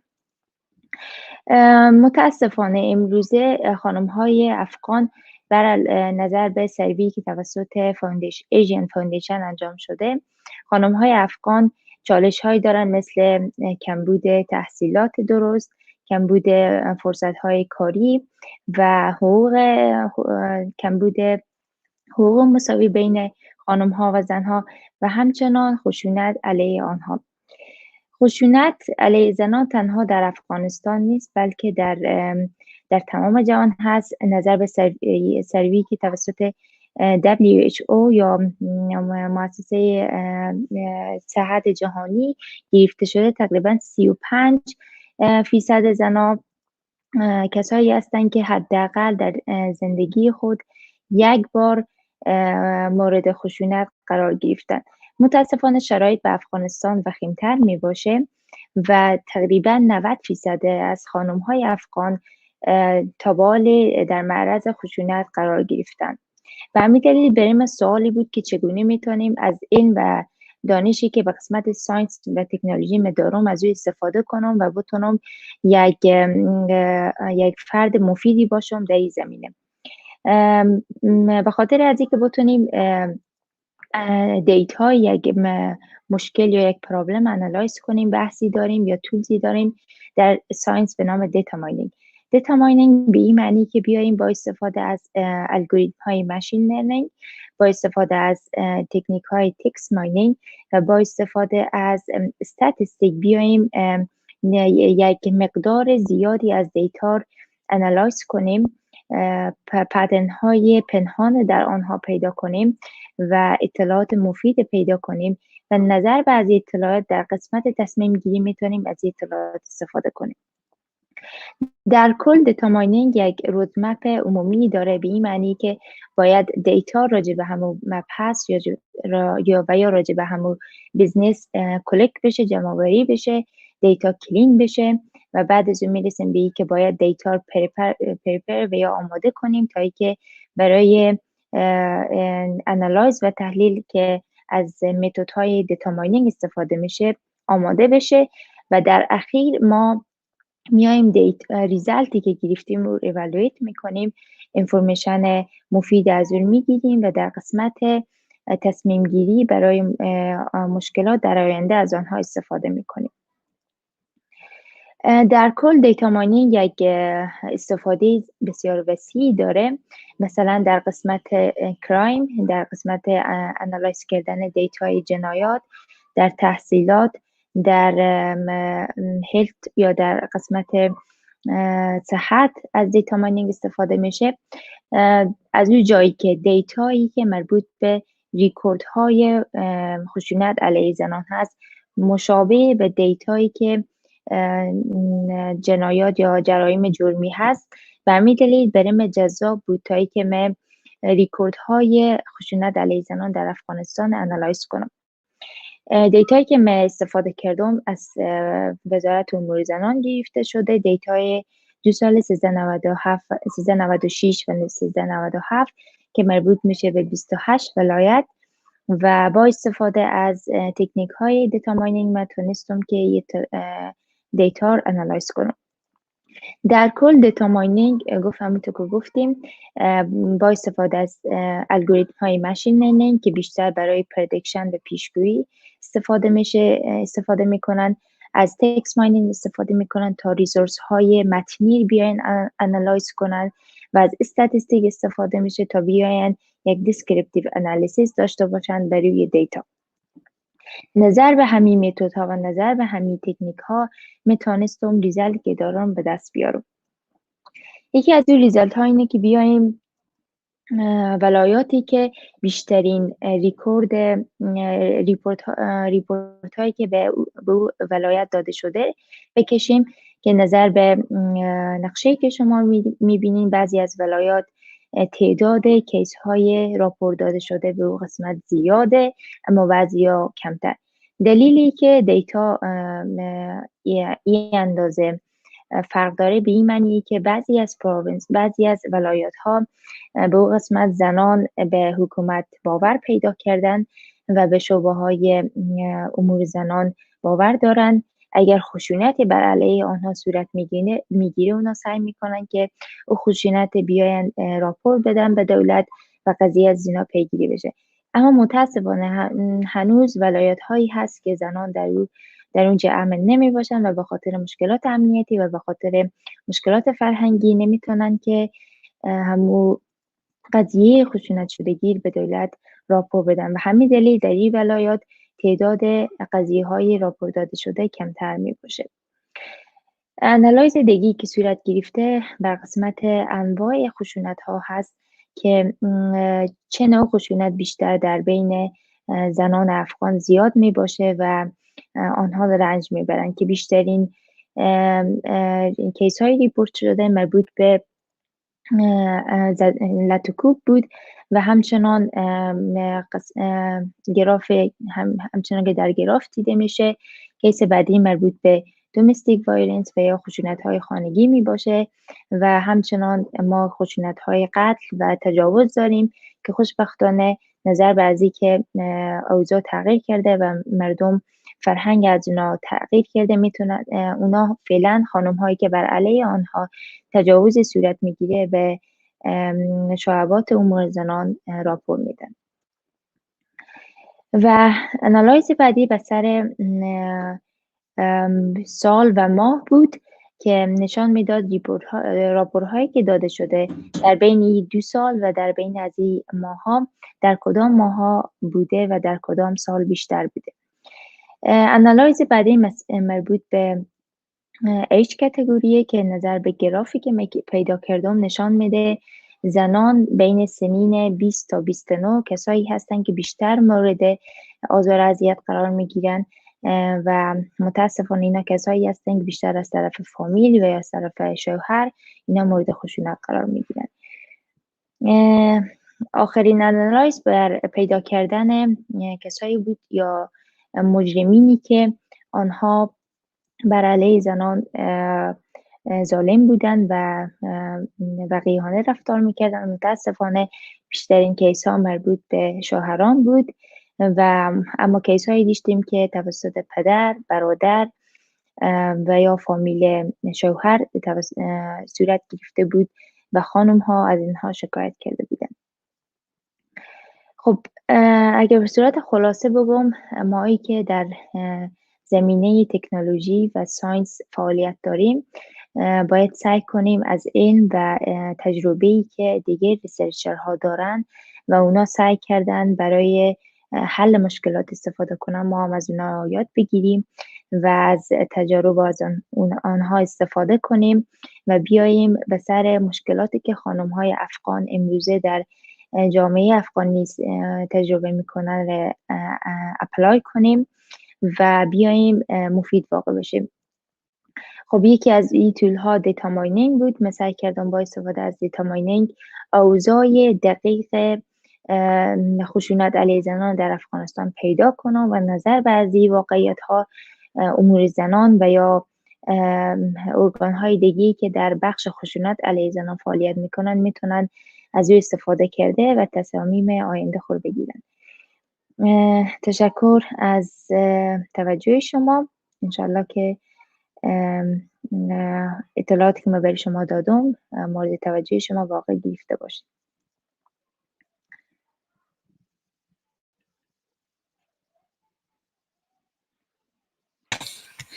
تشکر از اینکه همراه ما جان شدین در برنامه ما و بسیار صحبت‌های عالی و ریسرچتان من واقعا تحت تاثیرش قرار گرفتم. مشکلات زیاد است، خب ما همراهشان مدارا میکنیم. انشالله که روزی برسه که جهانی داشته باشیم که بدون خشونت باشه، هم بر علیه زنان و هم بر علیه مردان. انشالله ما تلاش ما را میکنیم. تشکر از اینکه جان شدیم. زنده باشین. خدا. تشکر از دوستا که جان شدن. حالا نظرانه جان یک ویدیو برام ترتیب دادن که شیر میکنیم و اونا هم درباره دستاوردهای خودشون صحبت کردن. واقعا باعث افتخار و خوشحالی ما است که میبینیم دخترای فعال در بخش تکنولوژی داریم. میبینیم. وقتتان بخیر. امیدوارم همه شما صحت و سلامت باشین. اولتر از همه روز همبستگی زنان و تمام بانوان عزیز تبریک عرض میکنم. امیدوارم همیشه موفق باشید. بنده نظرانه صدیقی هستم، فارغ از دیپارتمنت دیتابیس فانزه کامپیوتر ساینس از پانتون هرات و همچنین فارغ از دوره 2 ساله گیم دیولپمنت از کود انسپایر و در حال حاضر مینیس گیم دیولپر در شرکت افغانستان کار میکنم. در نخست معرفی مختصری از شرکت افغانستان خواهم داشت و نهایتاً یکی از بهترین دستاوردهای این شرکت که گیم قوندی پیما است را به شما معرفی خواهم گرفت. افغانستان اولین شرکت گیمسازی در افغانستانه که به هدف ایجاد تغییر در صنعت تکنولوژی افغانستان توسط آقای احسان احراری تأسیس شده است. تلاش این شرکت برای این بوده که اساسگذار صنعت گیمسازی در افغانستان باشه. همانطور که می‌فهمین صنعت گیمسازی در جهان عایدات خیلی زیادی داره. افغانستان تلاش میکنه که بخشی از این عایدات وارد افغانستان کنه. مردم همه فکر میکنن که گیم وقت هدر دادنه و چیزی به درد بخوری نیه. اما شرکت افغانستان میخواد که به مردم ایر بفهمونه که از گیم برای آموزش و فرهنگسازی میتونیم من حیث یک وسیله کمکی قدرتمند استفاده کنیم. این شرکت در اکتبر 2019 تأسیس شد و طی این مدت کارهای مهمی که در این شرکت انجام شده در جنوری 2020 پارتنرشیپ همراه با شرکت یوزبوز وی آر در هند امضا شد. در فبروری 2020 اولین پروژه انیمیشن دوبودی برای یکی از شبکه‌های تلویزیونی ساخته شد. در مارچ 2020 5 گیم لوکالی در افغان مارکت ریلیز شد.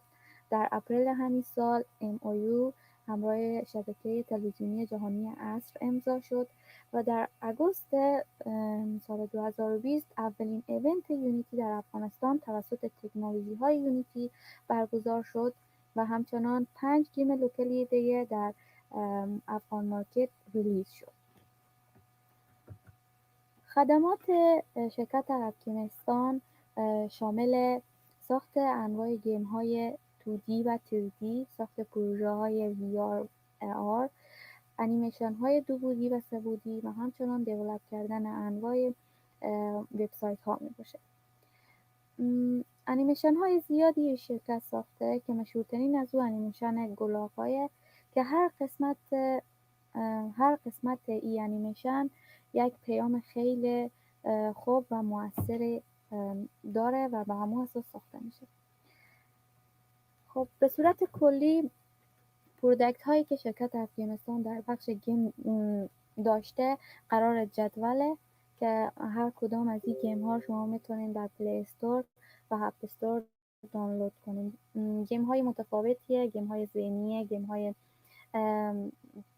پلتفرمیه، گیم های ورزشی و امثال از این در این بخش پرودکت های که در پلی استور و اپ استور وجود داره.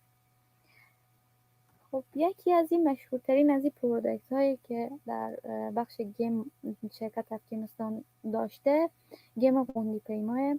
این گیم یک گیم دو بعدیه و از جمله گیم های رنر می باشه که جریان از این بازی طوریه که شما با استفاده از یو آی المنت ها یک وسیله نقلیه که قبلا انتخاب کردین کنترل میکنین و کوشش میکنین که از موانع مختلف عبور کنین و تا حد امکان امتیاز و سکه بگیرین و خود به تارگت و پوزیشن آخری برسونین.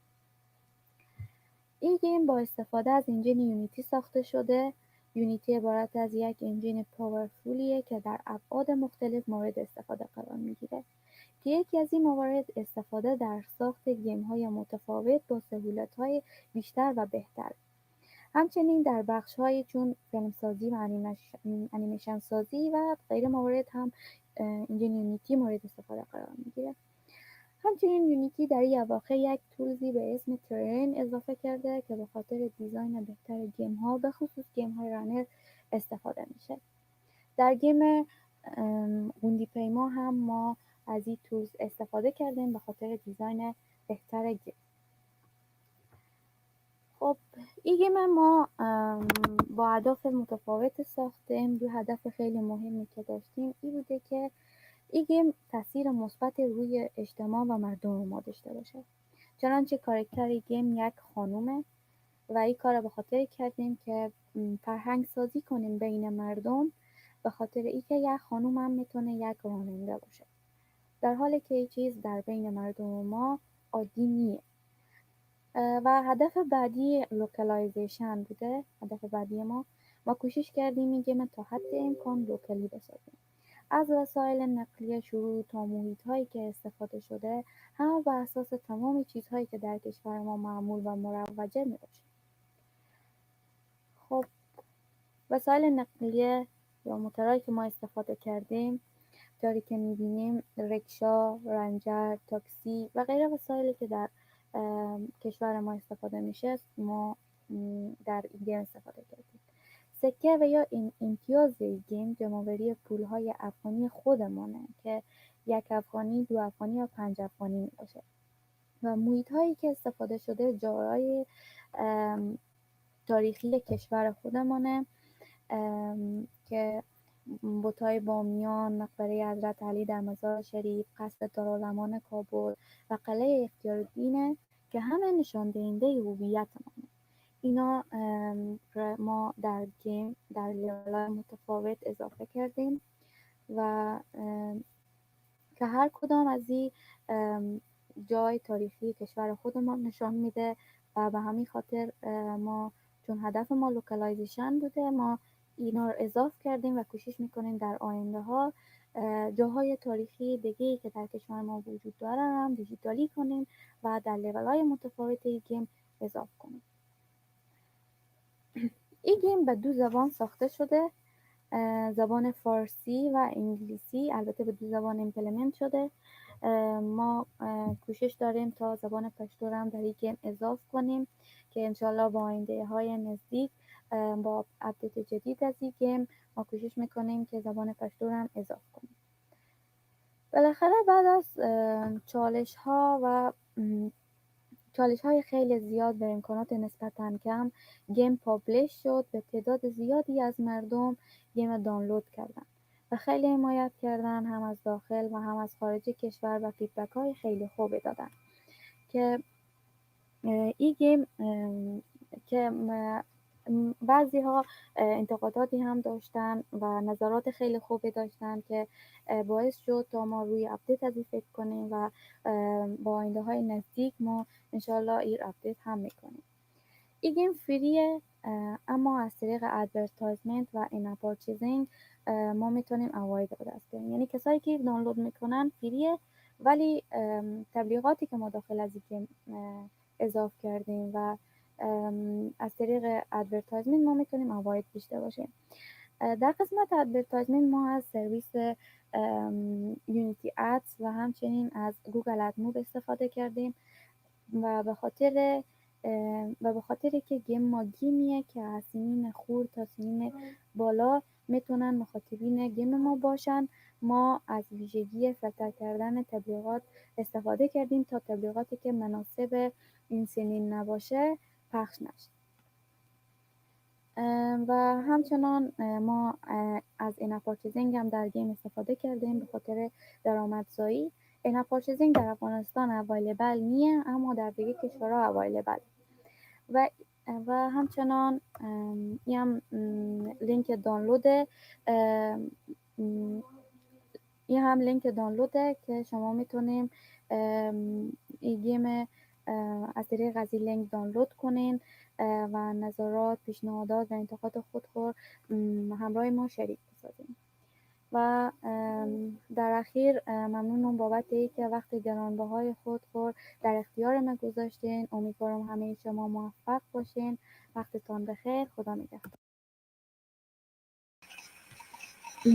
بسیار زیاد خوشم آمد. یعنی یک گیمی که واقعا همه چیزش متفاوت است، حتی وسایلی که استفاده شده، کاینز و چیزا. واقعا باعث افتخار ما هست ای که ما اینطور دخترای فعال در عرصه تکنولوژی، نه تنها در تکنولوژی، در هر اندستری دیگه داریم. و بسیار زیاد تشکر از نظرانه جان عزیز که وقتش برای ما اختصاص داد. حالا وقت اساسی فرا رسیده تا 5 پروژکت فاینال ما رو براتون به معرفی میگیریم. از شما که من خودم هیجان دارم همیاله، به خاطر که خب در بهترین 5 برتر اول اعلان کرد نجلا و حالا شروع میکنیم. 3 2 1 بریم.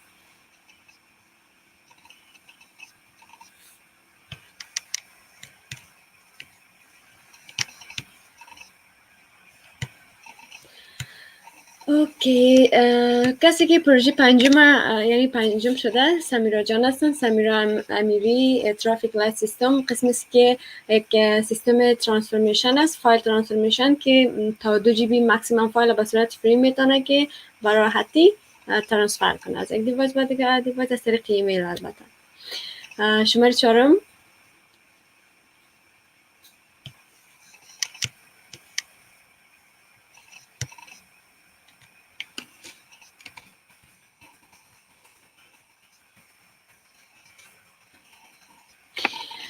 زحل جان هستن که این پروژه 4 از آن خود کرده و یک اپلیکیشن است به خاطر تشخیص امراض جلدی و بسیار قابل افتخار هستن تمامشان. شماره 3.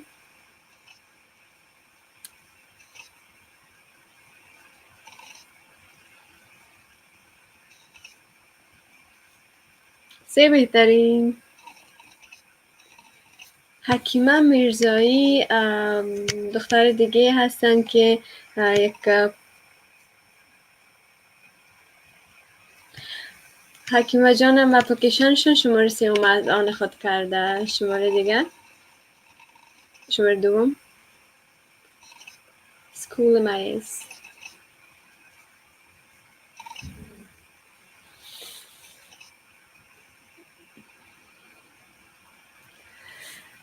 شماره 2 از سهیلا فایز، محصل کامپیوتر ساینس هستن و وبسایت ساختن که 2121 نام داره و چالش هایی است که در ظرف 21 روز هابیتایی که ما داریم، مثلا بعضی هابیت ما دوست نداریم داشته باشیم، میتونیم با استفاده از این وبسایت چنجش کنیم. شماره اول و my favorite project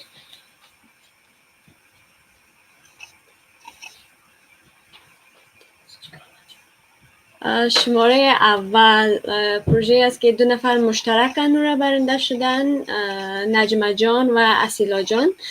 یک پروژه بود از هر دوتای اینا، اسکول دایری اپ.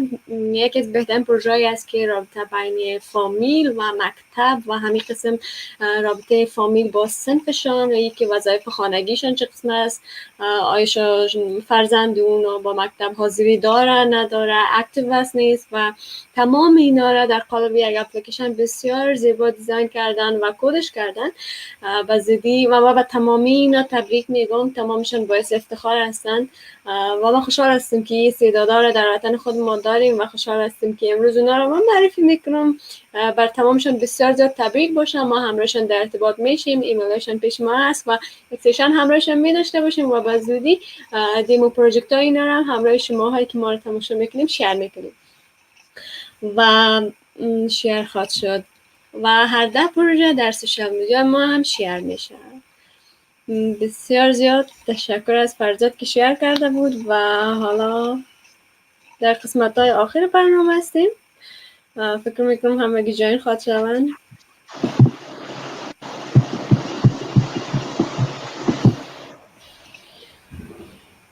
میراتت شما خسته نباشید. واقعا برنامه عالی بود با استیکرهای بسیار عالی. تشکر از همه شما، تشکر از همه استیکرهایی که ما داشتیم و تشکر از دخترای هرات.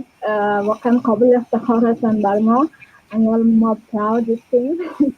واقعا پروژه بسیار عالی را بر ما سبمیت کردن. نجرانه جان متاسفانه که ویدیوشون یکم مشکل داشت. لینک دانلود پروژهشون در شیر کردیم، میشه که شما دانلودش کنین. در وقت همتان بخیر. همراه کسایی که پروژه برنده شده بودن حتما به تماس میشیم و دیموی پروژهشان هم می داشته باشیم که پروژهشان چی بوده و چی نبوده، چه قسم کار کردن دیگه. البته اوکی، تشکر از هم عزیزانی که تا حالا با ما بودیم و ما دنبال کردیم. تشکر از اسپیکرهای عزیز که خیلی موضوع مهمی بر ما پرزنت کردن و خیلی چیزا ما یاد گرفتیم از اونها و در ضمن آشنا شدیم به خیلی اشخاصی که در داخل افغانستان یا خارج از افغانستان فعالیت دارن در بخش تکنولوژی. از خیلی خبر نداشتم، خیلی خوشحال شدم، باعث افتخارم همگی و با آرزوی از اینکه در آینده ما خانم‌های بیشتری در این فیلد داشته باشیم و بتانیم که آگاهی بیشتری در این بخش در این فیلد ما برای عزیزان یعنی به خصوص دخترها بدیم که بیشتر تشویق شن که کامپیوتر ساینس انتخاب کنن و بیاین و در این عرصه خیلی کارهایی که تا هیچ کس نکرده بکنن. همگی شما باعث افتخاریم. تشکر از همگی که اشتراک کردیم. روز خوب و خوشی داشته باشیم. انشالله که هر روز شما روز زن باشه. من تشکر میکنم از فاضل جان. واقعا یک روز پردستار بود. من خودم بسیار چیزا را فهمیدم. یعنی وضعیت و قدرم ناامید کننده نیست که دیگران نشانش میتونن و رفلکتش میکنن. ما میتونیم، چرا نمیتونیم؟ وقتی که دیگران میتونن ما از اونها هیچ کمبود نداریم. باز افغانا دیگه اصلا بی باور ندارم که ما نمیتونیم. مسئله است که آگاه نیستیم. آگاهی خیلی مهمه که اکثریت در راجع به پروژه کامپیوتر ساینس آگاهی ندارن که همچین فیلدی وجود داره و چی چیزی یاد میگیرن و در ضمن موضوع بعدی کار و تشویق و این خیلی خوبه که همچین برنامه‌ای داشته باشیم که به حساب گیکای آینده این برنامه رو ببینم و یاد بگیرم و بفهمن که اوکی زمینه پیشرفت هست، در این زمینه هم میشه پیشرفت کرد، نه تنها به دکتری و انجینری. البته تشکر از کلاگی جان شدیم. وقت شما بخیر، شام شما بخیر باشه، شب خوش داشته باشین. خداحافظ. خداحافظ.